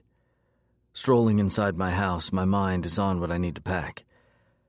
However, then I hear the sounds of Amy talking to herself and stop in my tracks. Breathe in and out. She inhales sharply and exhales loudly. Gotta calm down, Amy. He's dead. The shop is gone. No one will get to you again. Amy Mitchell, the woman who has lived with me and worked with me for years now. She's a beautiful young woman with long brown hair, bright green eyes, and the hourglass figure that gets any red-blooded man hard. She's a beautiful person, inside and out, but things between us are so beyond complicated. She first showed up at the Hellions compound with Felix de la Torre. He had threatened her family to get her to ship stuff for him, and then she ended up a bigger pawn in his game when Dahl tried to help the woman. When we set up the raid on de la Torre, Amy stepped in to help the Hellions. For that, I brought her back home. Since she's been here, we have had years of battling her anxiety and panic attacks. She lives here with me. For about a year, I had to sleep with her in my arms in order for her to actually sleep. It's taken time to get her in her own room, but we are there now. At least I can rub one out privately when the urge hits me. In a different lifetime, things may have worked out in another way for the two of us. But long ago, I learned this life isn't for everyone. She's been through enough without me trying to remotely complicate anything else for either of us. When I hit the bedroom door, I see her in some yoga pose, talking to herself. Her head is down, her ass is in the air, and she's trying to calm her breathing. Baby, you should stand up straight so all the blood ain't rushing to your head. She spreads her legs wide and peeks at me from between them. Trying relaxing techniques. It's called downward facing dog. Looks to me like an invitation to take you from behind, I tell her honestly, fighting my dick from getting hard at the mere thought of fucking her. You big tease. She smiles at me, finally standing up and getting her spankable ass out of my face. Gotta take a trip for a while. The boys will be around if you need something. You can crash with Sass and Tank if you get too nervous. I'm sure she would love the help with Red. Walking over to me wearing her workout pants and tank top that has her breasts pushing out of the top, thanks to her bra, she reaches up and pats my chest. Fire shoots through me, like it does every time she touches me. Frisco, this ain't the first time you've had to leave me. I'm okay. I have good days and bad days, and I deal with it. You do what you gotta do. It's good to see you so strong. She slides her hand up to my cheek, brushing my goatee with her thumb. Thanks to you, I am. All thanks to you. I wrap my arms around her and pull her close. You always had it inside you. Be proud, Amy. You never let him break you. She hugs me tightly before pulling slowly away. I can see the emotions she's trying to hold back in her eyes. Gotta get you packed and on the road, she says with a rasp in her voice before stepping away. Going to my room, I head straight to the bathroom to shower. The water is warm as I try to relax, but I can't. There is too much going on with the club, and this ride to Florida won't be easy. Drying off, I simply wrap the towel around my waist before walking into my room where Amy is standing over my duffel bag, filling it on my bed. I wrap my arms around her shoulders from behind, and she jumps at the contact before realizing it's me.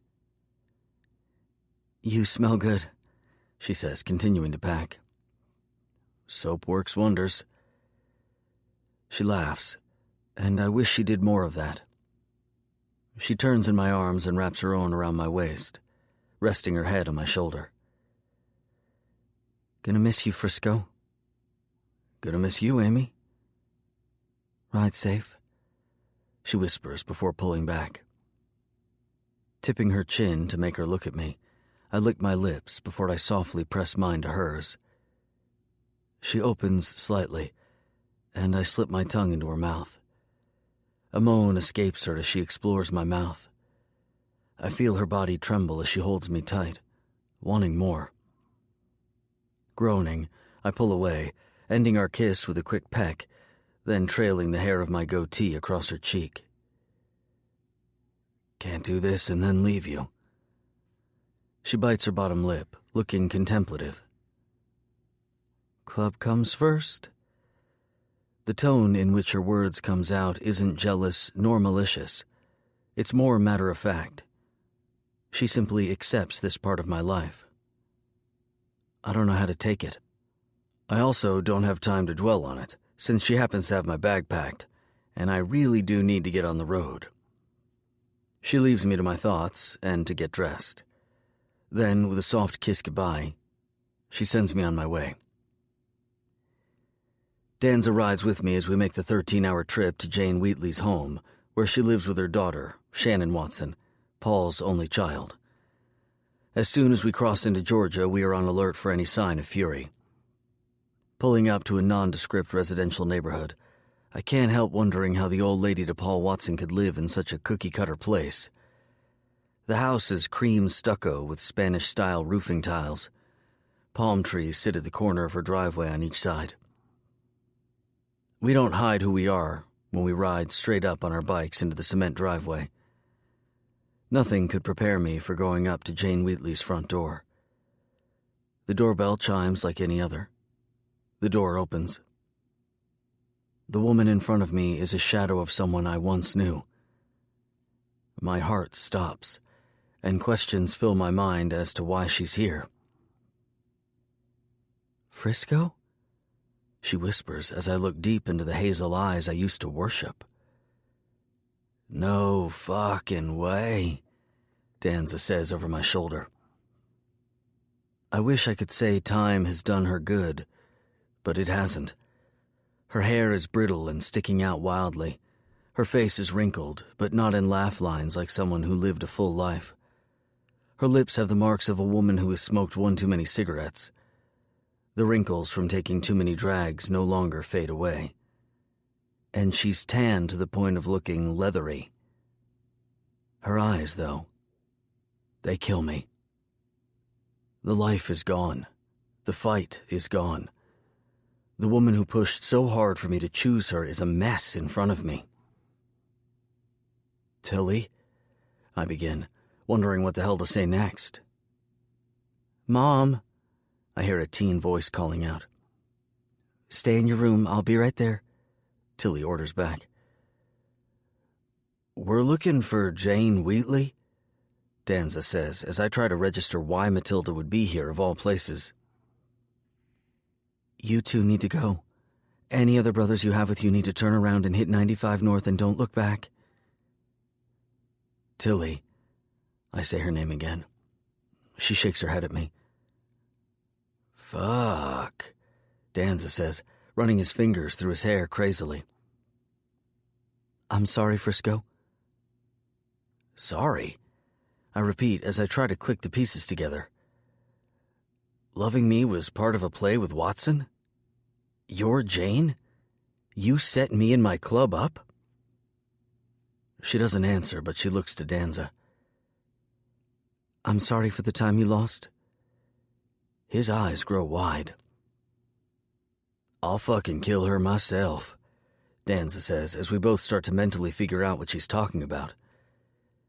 Instead of continuing to stand on her front porch, I step into the doorway. Instinctively, she moves back as Danza follows me into her space. "You better talk, and you better do it now if you want Shannon to even make it to tomorrow." I have never threatened a child before today, but this woman single-handedly tried to rip me from my Hellions family. Tears fill her eyes. "I guess it's time you know the truth." "Truth? Do you even know the truth yourself?" "Frisco, before you think of hurting her, you should know she's yours." Gripping both her shoulders, I pin her to the wall outside the house. "Bitch, don't you play games with me. You named her after Paul Shannon Watson. Don't think saying she's mine somehow will save her ass or yours." "I deserve that and more. Kill me, I don't care, Frisco, but don't hurt her. She's the only thing I have good in my life." She pauses, and there is a heaviness in the air as my mind races. "I did love you, Richard. I wanted you to choose me, start over away from all of this, just you and me. I didn't want to be a pawn in Paul's game anymore. Once I got to know you, I really did care for you." I don't know how to take her words. I don't know what to think about anything right now. And I don't have to, because Danza cuts in, his words pulling out my anger once more. "Why'd you apologize to me? Say it, cunt. Say the words. Tell me how you cost me and my brother 3 years behind bars. Tell me how you did it, bitch," Danza says while I try to fight my urge to kill her and go see for myself if I really have a daughter or not. She blows out a breath. "You deserve to hear me say it. I set you up. The day I kept Frisco home, I had been in touch with authorities." "I set you up." "You fucking cunt," Danza roars. Even though he already knew what she would say, it's hitting him hard. "I lost years with my wife and child because of you. I fucking lost my mind because of wheels you set into motion." The sound of Harley's pulling up gets our attention. I release Tilly to move to the hallway to see her daughter for myself before I deal with the members of Fury MC who are sure to be outside. Pulling out our Glocks for protection, Danza and I proceed to clear out the doorway and get farther into the house, just as shots are fired. I turn in time to see Tilly take a hit to the chest and fall. She doesn't scream, doesn't try to get out of the opening. She just takes what's coming. And inside, it kills a little piece of me. "Get the kid," I say to Danza as I rush over to the woman I once cared for. She's bleeding heavily as she takes another bullet to the leg and arm from the entryway. Getting low, I reach out and drag her toward me. Then I extend my arm out and fire wildly into the yard as I settle her head on my lap. The sound of someone cursing can be heard as I see Tilly has blood coming out of her mouth. "Frisco, I'm sorry. I'm so sorry. She's yours," she chokes out as my jeans are saturated in her blood. "She's yours, Frisco. You gotta believe me. She is yours."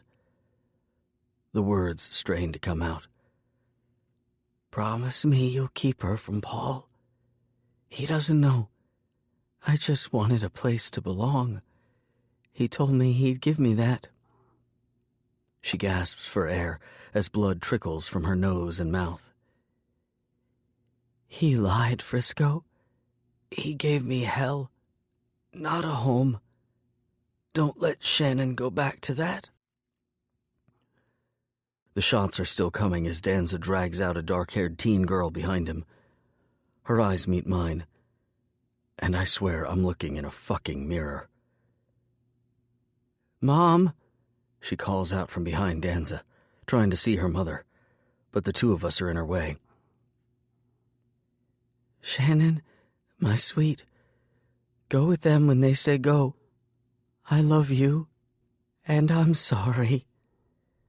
Tilly fights to keep her voice steady and not scare her daughter. If she's mine, I'll keep her from Paul. I give my word right as Tilly's eyes close and her head falls back. Gotta get the hell out of here. She goes with us, I tell Danza, getting to my feet. The same second I spit out my orders, Shannon sees her mother and wails hysterically.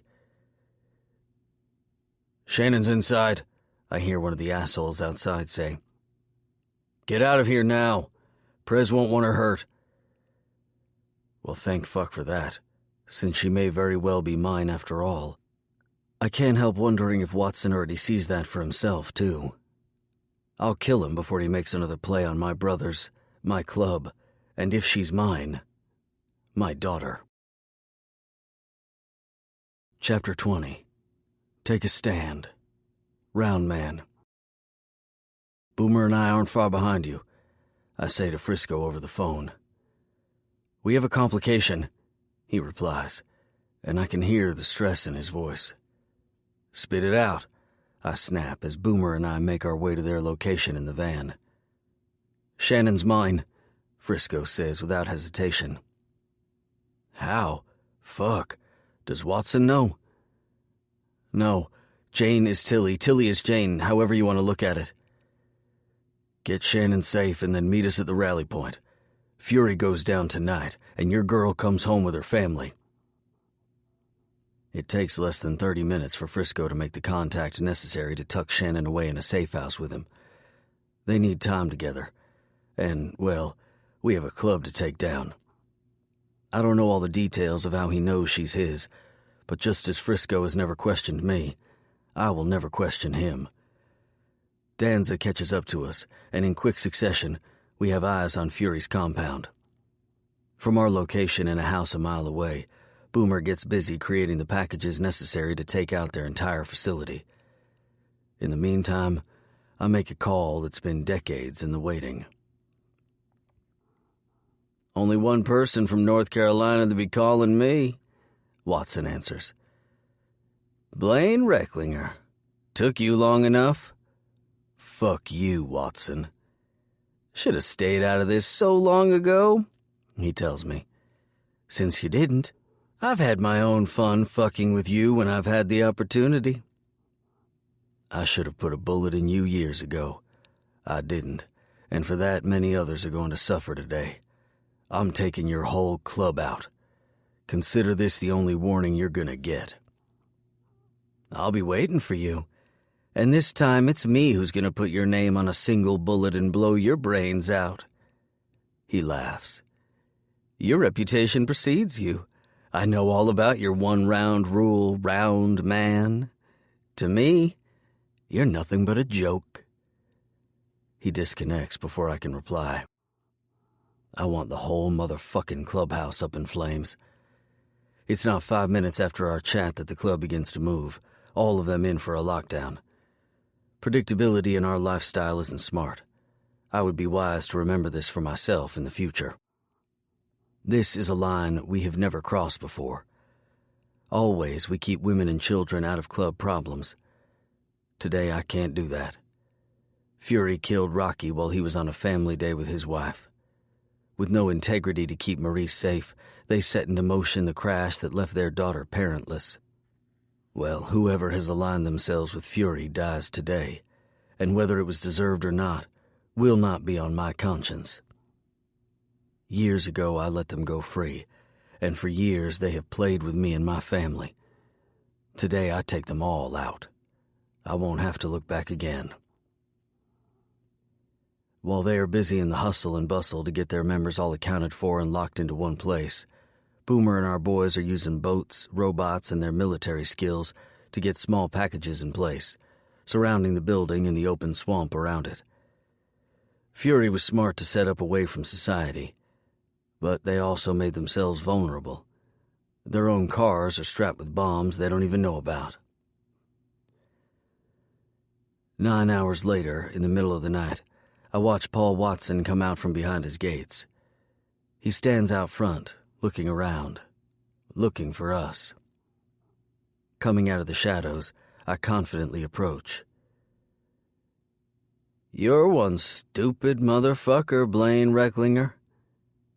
You think? He gives me an arrogant smile. You're a dead man. You think? I know. Funny, I know some things too. I know you thought you had Dia, yet you never even had a taste of that pussy. Let me tell you, it was fucking honey. I know you thought you had the upper hand on Clive. That shit beat you in the ass. I know your uncle got you out of Dodge and made you Fury's bitch to pay back the club for what you cost them. I know you're so far up my ass you let your woman suck my brother's cock, fuck him, and have his baby. All so you can send me to prison for a nickel that I didn't even serve the whole sentence of.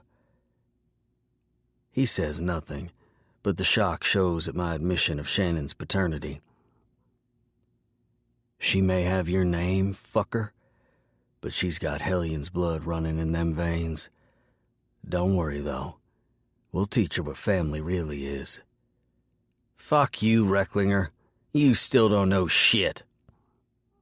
I know you paid a guy to have some drinks and drive his truck into my brother's car, killing him and his wife. I know you got by with that one. But cocky fuck like you, that wasn't good enough. You had to claim it, own it, and now you're gonna pay for it. It's done. And if you try a damn thing right now, you're a dead man. I got eyes, Recklinger. I laugh in his face.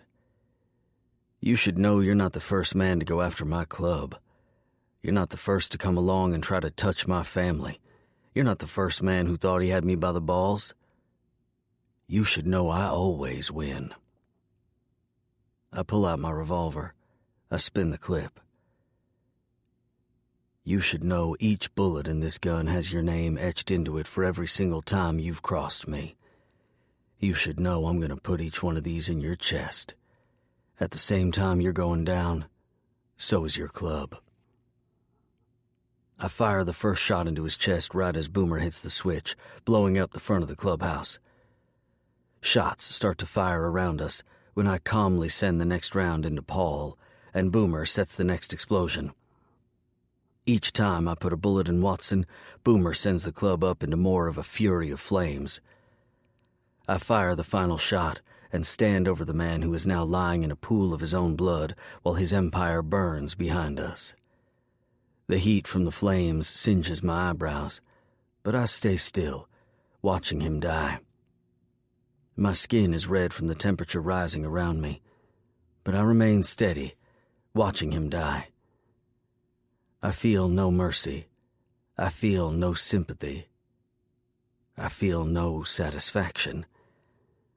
A good man died because of the man in front of me. A good man died with his wife, leaving behind their daughter because of the man in front of me. I lost family because of the actions of the man in front of me. Tonight, he dies. Tonight, Fury MC dies. Tonight, the Hellions ride free from the chains of the past, free to go into the future. I drop the gun over his body and walk off, not looking back. My club will clean it up. Nothing will come back on us. I climb on my bike, then hit 95 North without a single word to anyone. Tonight I ride free. Tonight I am free from what started it all. Tonight the Hellions ride as a club of our own making, and never again will one person from Fury touch my family. The Hellions have always and will always be about protecting our own at all costs. Chapter 21. A Lesson in Family. Frisco. What the hell do I do now? I have a daughter. I have an 18-year-old daughter who has no clue who I am and just watched her mother die at the hands of the men she thought were her father's men. Shit was complicated before, but now I don't even know if there is a word to describe the mess I'm in. Having Shannon climb on my bike behind me felt strange. There have only ever been two women on my bike. Tilly, or Jane, I need to sort out who she really was, and Amy. With Tilly, she always held on tightly, but in a stiff way, never letting loose. Amy went from timid and shaking to now climbing on and feeling the world around her as we ride.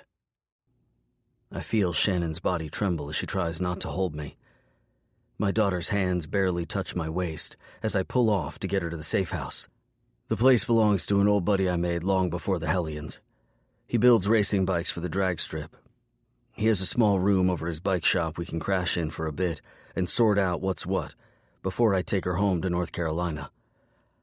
I laugh to myself as I pull into his drive, thinking of the boy who never had a place to call home. Yet here I am, thinking about taking my own child to the place I now call home. What a twisted road life has taken me on. Shannon is visibly shaking as we dismount. I see the tear streaks down her face. The good inside me wants to comfort her. The man who has been fucked over one too many times wants to hold on to the hope that she's not mine, even as my heart screams she is. Let's get inside and then we'll sort shit. I spit the words out, then try to stop myself from cussing. I shake my head and make my way upstairs, sending a text to Mikey as I go so he knows who's here and why I'm in his spot. Lifting the third rail of the porch, I find the hidden key and get us in. The space is a simple loft with a kitchenette, a queen bed, and a sofa. There isn't much in the way of privacy, with a trifold screen being the only thing to separate the toilet and shower from the rest of the space. Beggars can't be choosers. I'm just thankful to have a place I know we will be safe for a little while, until I can sort things with Shannon and get back on the road. The ping of my phone gives me the info that Fury has been handled. Guilt hits me like a punch to the nuts. Will Shannon hate me for what my club has done? The only man she's ever known as her father is dead, and it's by my brother's hands. He had it coming. Truth be told, if we could bring him back to life for each of us to have a turn at killing him over and over, he really deserved it. We aren't a club to typically take down an entire facility. Women and children are normally protected, but with Fury, they used a woman against us when Paul sent Tilly, Jane, to seduce me and tear us apart from the inside out. Frisco? Shannon's voice comes out soft. Yeah. I look at her, then have to look away because her eyes are my own. Mom? She pauses. Well, she didn't mean to do it.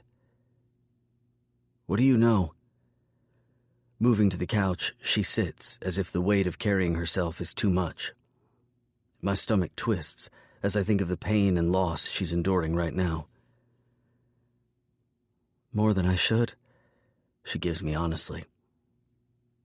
Looking at you, it's obvious my dad is not my dad. Thinking about it now, he had a plan for me too. Things he said over the years, he was buying time, and then he was going to show me to you. He would always tell Mom the day would come when he would proudly have me on display like his trophy from the Hellions. Paul Watson thought my daughter was some prized trophy to hold over my club instead of the beautiful young woman she is. I fight the urge to punch something. I know it's not easy, but can you tell me more? I ask. I know my mom was with him when she was young. She was like 14-ish when she met him. He was down here on vacation, visiting his Uncle Cheeks, who was in Fury. He went back to North Carolina because that's where he lived. Then Mom said he suddenly lived here and was trying to patch into the club. She said she thought the life on the edge was exciting and fell hopelessly in love with him. Then Paul Watson was no more, and in his place was Victory, or Vic, as the guys in the club called him. He was consumed by some club called the Hellions, which I see now are you guys. Did your mom tell you about us? She shakes her head. Not your club, but you. I know about you. Vic thought you were his way in. Mom said she met you, and the more she fought to do what he wanted her to do, the more she found herself loving you. Tears fall down her face. I know you won't believe me, but I don't think my mom intended to hurt you like she did. But if you knew Vic, You would know she had to do what he wanted. I paced the room, unable to speak. Mom said she spent a few years in North Carolina with you. In fact, she always promised me she would take me there one day so I could see the peaceful, quiet areas without all the hustle and bustle. She said she reached a point where she was broken up inside, and you walked away for her to be free. Knowing she couldn't stay in the area and see you move on, she came back to Florida. At her pause, I look into her eyes and see fear. Go on, I encourage. What's got you upset? She said she first came back to Florida because it was home, but she tried to break up with my dad. Vic, she stumbles. He wouldn't have any part of it, even though he was never faithful to Mom. I've seen more whores in and out of his room than I thought one man could handle. She blows out a breath. It was me. She was pregnant with me. She always told me how hard she found it to give me a different life. For me, she married him. She would have stayed, but he got tired of her spells. Spells? I ask, hating reliving my daughter's childhood like this. Depression? The doctor said it was depression. Mom said it was heartbreaking guilt because she deserved the pain. Either way, she had spells where she would cut herself, like, all over, and just lie there, bleeding. She never cut deep enough to bleed out, like suicide, but enough to hurt herself. Immediately, I remember back to the last day on my bed when she cut herself, and then me. I'm sorry you went through all that, Shannon. She had a good heart, Frisco. She just didn't know how to handle things. Vic is a mean bastard of a man. She made the best of things. Her dark eyes look up and meet mine. Please don't hate her. What the hell do I say to that? I shake my head as a battle wages on inside my heart. Tilly fucked me in every way imaginable, and now my daughter, our daughter, wants me not to hate the woman who tried to take it all from me. Frisco, she really did care about you. She was in a mess that was bigger than you or I could ever understand. I'll go with you. I'll go to North Carolina. Just please don't hate my mom. She could have left me in that club with the whores, but she didn't. She had her spells, but never when I was around, and she always took care of me. She was a good mom. I can't go with you knowing you hate her when she's all I ever had. Thinking back to my own childhood and the many times I lay on concrete beside my mom just so she wouldn't be alone, I understand what Shannon feels. I don't hate your mom. In fact, I respect your loyalty. She twists her hands nervously. What's going to happen to me? I'm going to take you home with me. You're going to learn what I learned from the Hellions. Family isn't always blood. Our club isn't like Fury, Shannon. You're safe, and you're family. I hope what you say is true. You'll see. I promise you'll see the Hellions are family, and they'll take you as you are. They did me. You will get a first-hand lesson in family with my club. I give her a smile, thinking about the chance I have to let my daughter experience the best kind of family there is. The Hellions family. Chapter 22. Holding On. Danza. You okay, brother? I look at Round Man and see the tired look in his eyes. Times are changing. What's that mean? He leans back in his office chair for a beat. It's just me and him today. Jenna, Ruby's wife, is in the customer area, but she can't hear us and knows better than to disturb us. Standing, Round Man goes to one of the filing cabinets that line the wall of his office. Grabbing a folder, he moves to his safe, then takes out the bullet he put inside years ago. Then he rolls the metal casing in his fingers and smiles. There was a time when I wanted to use this. I laugh. On Trip? It's got his name on it. He gives me back sarcastically. He's a good man. Damn good club prez. I back up my Catawba Hellions charter and Roundman's son-in-law. He is. I know you wanted to fuck shit up for Tank before he fixed himself and made things right with Sass. Yeah, I reply honestly. He's straight now. Tank's a better man to my daughter than I was to her mama years ago. Roundman studies me. You still feeling the guilt, Danza? Come on, we were young. You fucked up, you owned it, and you've spent years making that shit right with Mary Alice. I'll spend a lifetime and it still won't be enough. I had a lifetime of Dia's love, and it wasn't enough. I raise an eyebrow at my longtime friend. You ever think of moving on? Nope. Love like that doesn't come twice. Then what's the change you're talking about? He tosses the folder onto his desk and gets comfortable in his chair. Club business, shop business, mini storage business. I gesture with my hand for him to go on. Ain't getting any younger. Need to know what parts you want, Danza. You stepping down? He shakes his head. Not yet, but we need to think of the long term and who will be where. He slides a piece of paper over to me. That's from my lawyer, giving you the garage. If Tripp and Doll move home, they'll have the storage. As for the club, when the time comes, I can pass the gavel to you or take it to a vote for Tripp. You tell me, brother. What do you feel? I blow out a breath. That's a loaded question. I feel like you just dropped the world on me. I feel like there's more going on than you were telling me. Frisco has a whole new family situation and 18 years of life to catch up on. You're my VP and you've always had my back. I want what you want when the time comes that I'm not wearing this press patch anymore. He rubs his goatee. No need to answer right now, but I need you to think on it. I don't want to wear your patch, Roundman.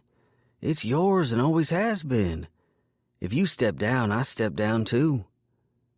Plain and simple, just as it should be.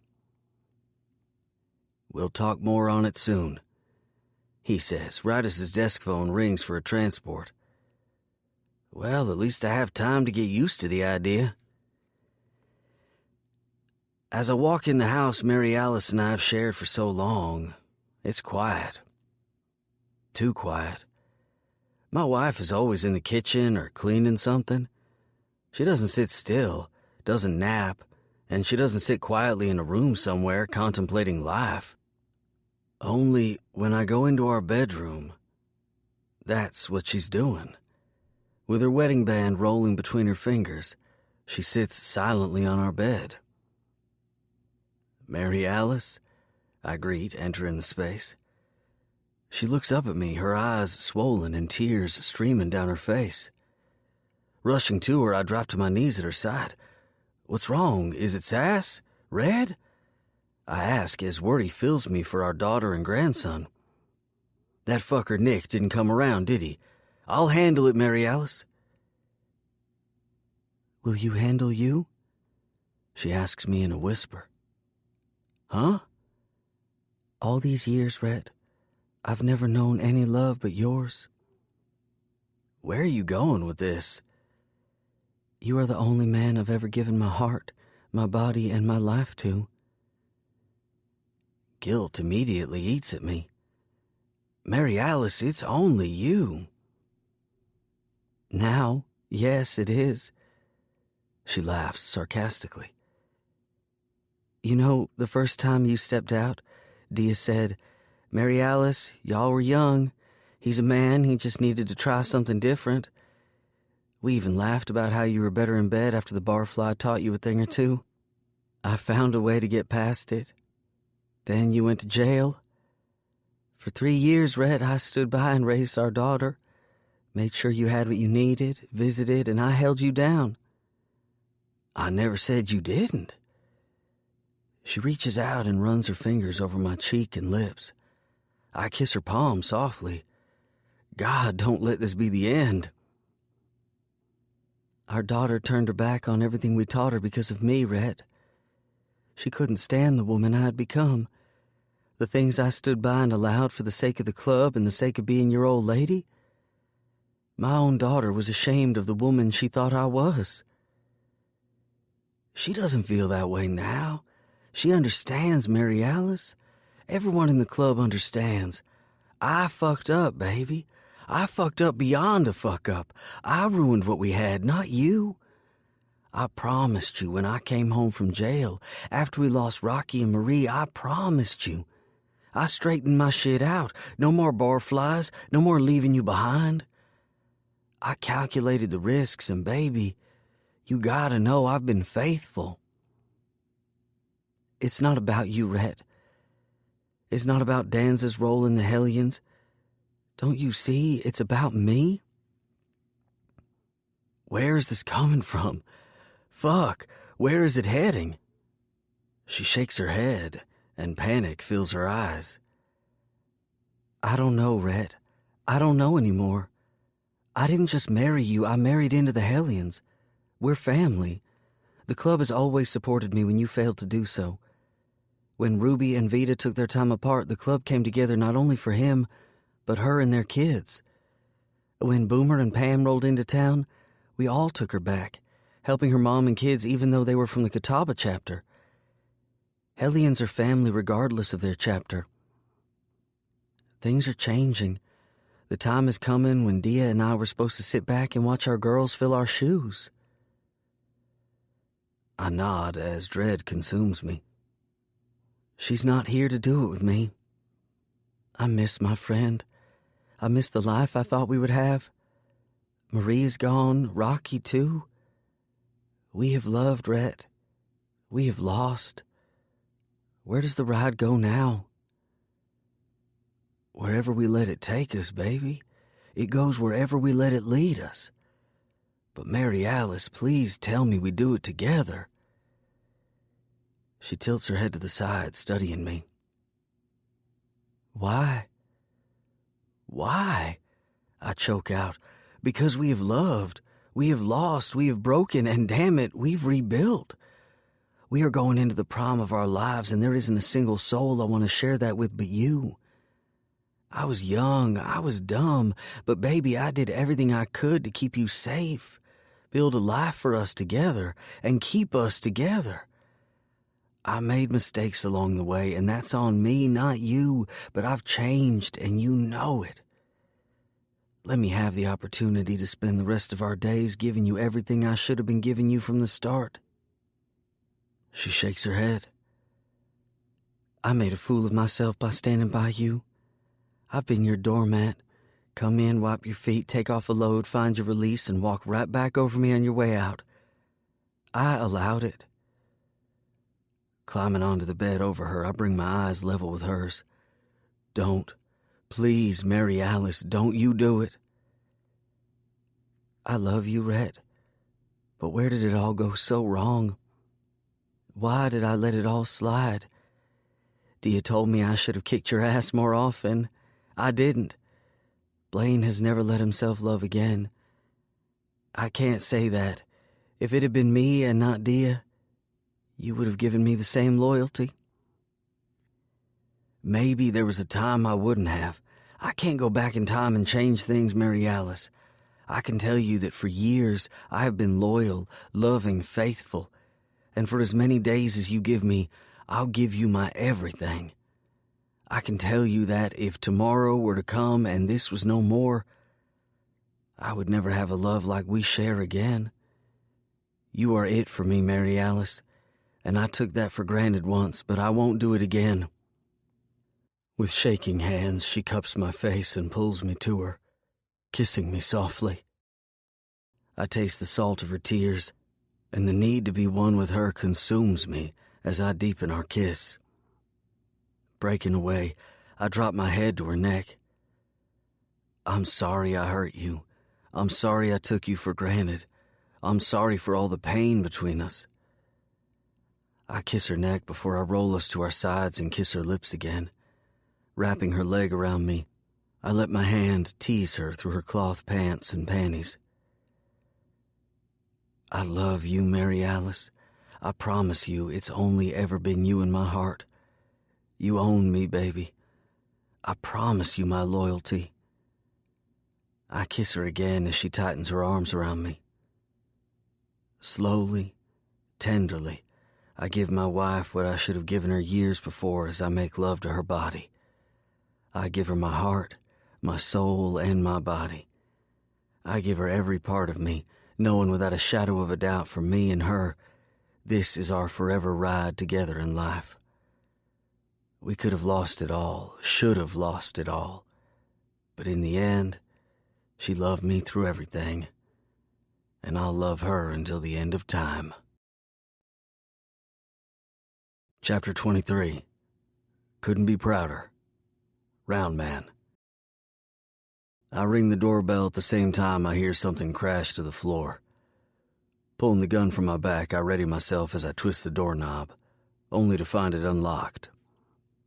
Entering the space, I find my precious doll on the floor naked. Her husband, Trip, is on top of her with her legs around his shoulders, just as he thrusts hard, groaning her name.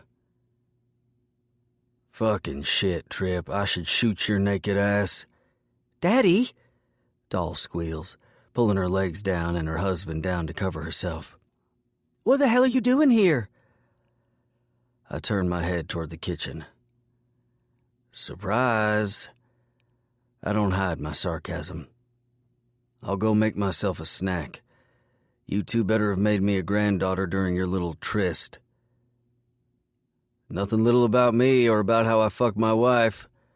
Trip gives back smartly. Should have put that fucking bullet in you years ago. I go into the kitchen to get a snack, listening to my daughter scramble around before I feel her two small arms come around and hug me from behind. Her blonde hair is sticking out everywhere, just like her mom's used to. I reach behind me and give her a squeeze. Be right back. Trip will need his t-shirt back, and I'm sure you want me to not remind you of what we were doing. I laugh. Then, on a sigh, I watch as she scurries away to get dressed. You'll always be my little girl, doll, I whisper to the space around me. It's not long before the two of them are in front of me again. Trip reaches out and we exchange the normal handshake, half hug and back slap, before I give my daughter a proper hug now that she's wearing her own clothes again. Where are the boys? Trip asks, looking for the rest of the club. In Haywood's Landing? You came alone? My daughter questions with concern. Prez doesn't need to ride alone. Trip reminds me of something I know very well. I didn't come here for Hellions business. I came here to see my daughter. With my explanation out, I lift the envelope from my back pocket. You were too young when your mother passed on to have this. The time has come, Delilah, that you get another piece of her. Putting the envelope to my lips, I inhale, barely able to smell her perfume as I let go of the last thing I've held on to for our daughter. The envelope is wrinkled and faded from years of being tucked away. However, Claudia's script is still bold and full of the love she put into it when she wrote the letter. Sitting down at her dining room table, my precious doll breaks the seal that was last touched by her mother's lips. On a sigh, and with tears already filling her eyes, she reads the letter barely above a whisper as her voice cracks with emotions. My dearest doll, Delilah. Oh, baby girl, how I wished for you, prayed for you, and loved having you. If you're reading this, then the cancer won, and my precious, I'm so sorry to leave you. Please know I do so with the knowledge that you have a family with the Hellions and a father who will give his own life before he lets any harm ever come to a single blonde hair on your head. The time will come in your life when things will shift. It's called change, and baby, we all have to go through it. Mary Alice will give this letter to your dad so that he can determine when the time is right for you to have this piece of me, this piece of our life, and this piece of advice for your future. I hope that, as you read this, you have come to terms with the decisions your dad and I made many years ago about having a club life. Although exhilarating at times, the Hellions didn't come to be because of some need for a thrill ride, doll. No matter what direction life takes the club, please go back to the roots of it all and remember it's family, loyalty, and love above all else. Your father took a stand for what he believed in many years ago, and the Hellions formed out of necessity to keep those closest to him safe. Times weren't always easy, and my precious, as much as I want your life to be simple and smooth, you too will have to ride through the rough patches as they come. We could have walked away from the club many times, and maybe we should have. I don't know. What I do know is, if you're reading this, the club stands firm. Understand that no matter what the dangers, the risks, and the losses we faced, the club continues out of love and loyalty. Ride until we die. Doll, the Hellions are your family, your safe place, and your father will stand strong until the time comes that he feels it's right to pass along what it means to be a leader. Blaine is a man of great pride. Doll, you have to know he's proudest of you. In saying this, you will also need to know that, when the time comes, it will be out of pride that things come to a head, and your dad will make decisions, very hard decisions. And I can't predict the future, my precious, but I know he does so with your best interest at heart. I write you this letter so you understand you are a Hellion through and through. The love Blaine and I have for you, the club also has for you. My time with you is all too short, my Delilah, but please know that I leave you my heart. My heart is full of love for your dad, you, our club, and the future. My heart is full of loyalty to those who have never let me down. My heart is full of hope for you, my daughter. I hope that you find the love of a man who is strong, a man who will not back down in the tough times, yet love you tenderly each and every night. My hope for you is a future where you can watch your man take his place in something he believes in and ride until you die. Doll, you stand with him as he does so.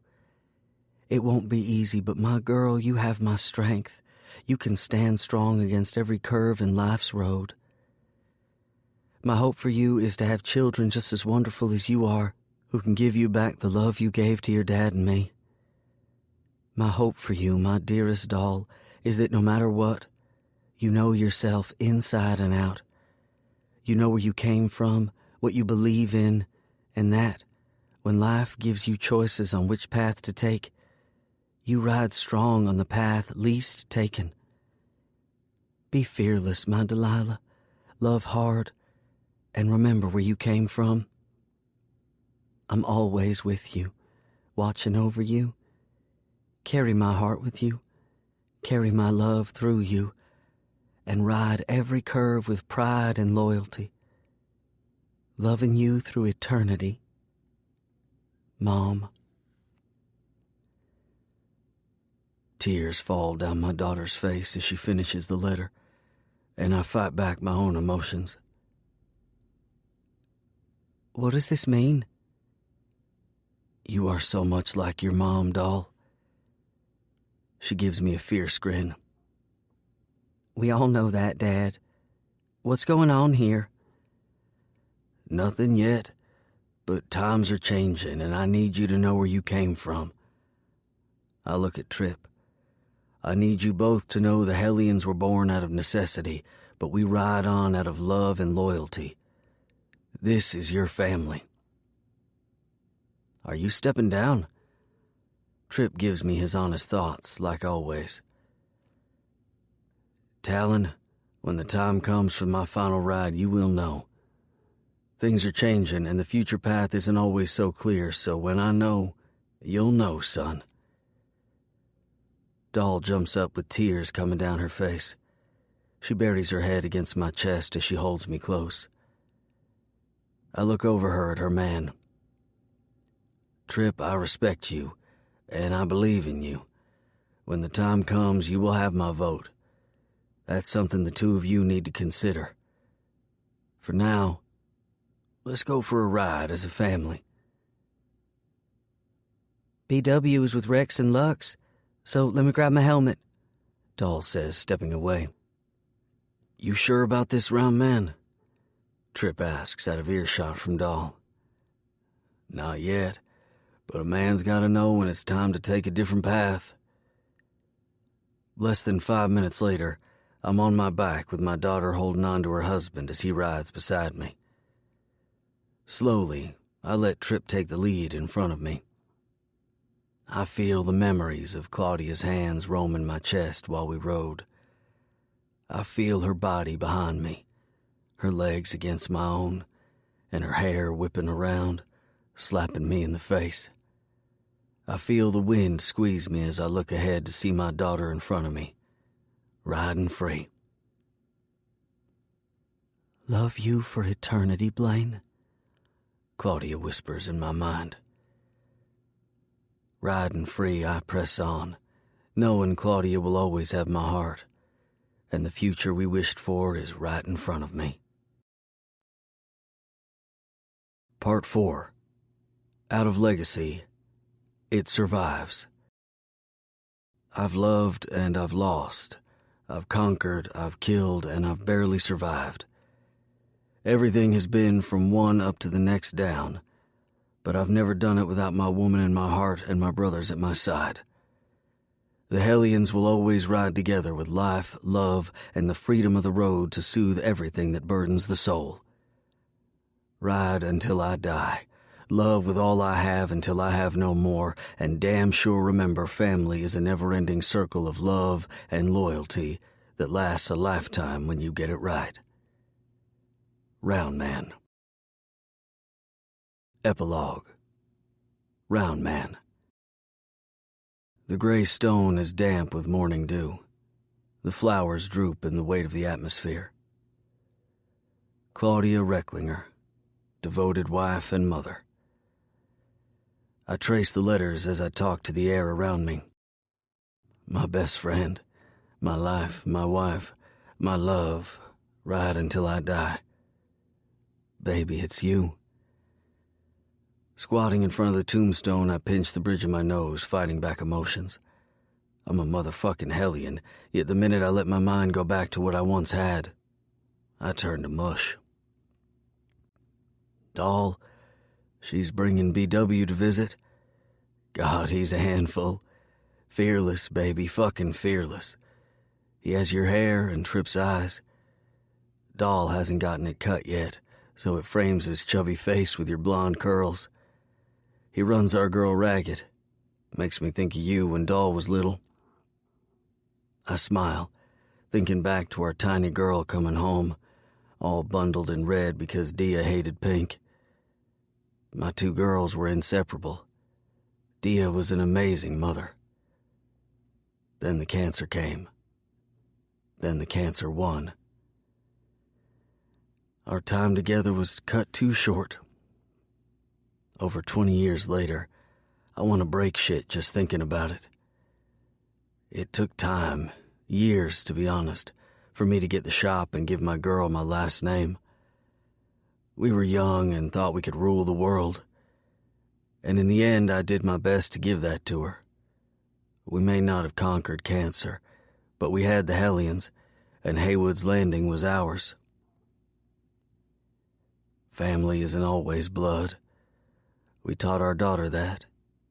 With Trip having his club, being with Shooter and his family, along with Rex and his old lady, our girl understands family isn't always blood. I blew out of breath. Damn, Dia, she's beautiful. Our doll is all grown up. She's as fierce as you and loyal. We should have made it her middle name. It's a part of who she is. I close my eyes and breathe deeply. You once told me it takes a club. You were right. It has taken a club to get us all this far. I wish you were here to see it, baby. Time's coming, dear. The time for change is here. The legacy of the Hellions needs to be passed on. I lay the flowers against the cement tombstone. I need you to guide me. Is our baby girl ready to be an old lady to the entire club, not just one charter? Tripp can handle it, even if he doesn't realize it yet. Danza even said so. Getting old isn't an easy thing to face. On a sigh, I touched my fingers to my lips, then pressed them to the D on the stone. Love you, dear. In my mind, I can still hear her voice. Love you always, Blaine. Climbing on my bike, I ride out. I hit the open road and don't look back. After I stop for gas, I keep riding until I find myself at the shack in Deals Gap, North Carolina. As the sun sets, I make the start of the Dragon's Tail ride. For a moment, I swear I can feel her arms around me and her hair whipping against my face. I take each curve leisurely as I allow my mind to go back in time.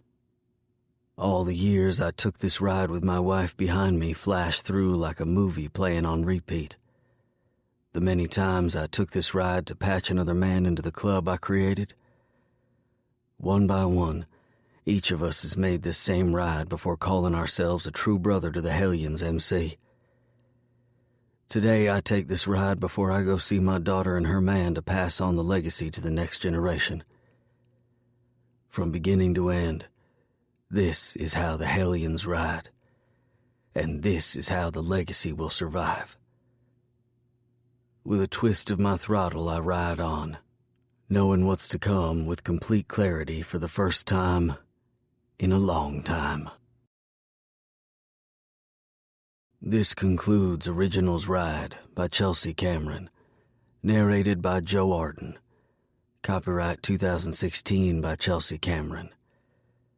This unabridged audiobook is published by arrangement with Chelsea Camaron and was produced in the year 2016 by Tantor Media Incorporated, a division of Recorded Books, which holds the copyright thereto. Please visit Tantor.com for more information on our growing library of unabridged audiobooks and to take advantage of special offers.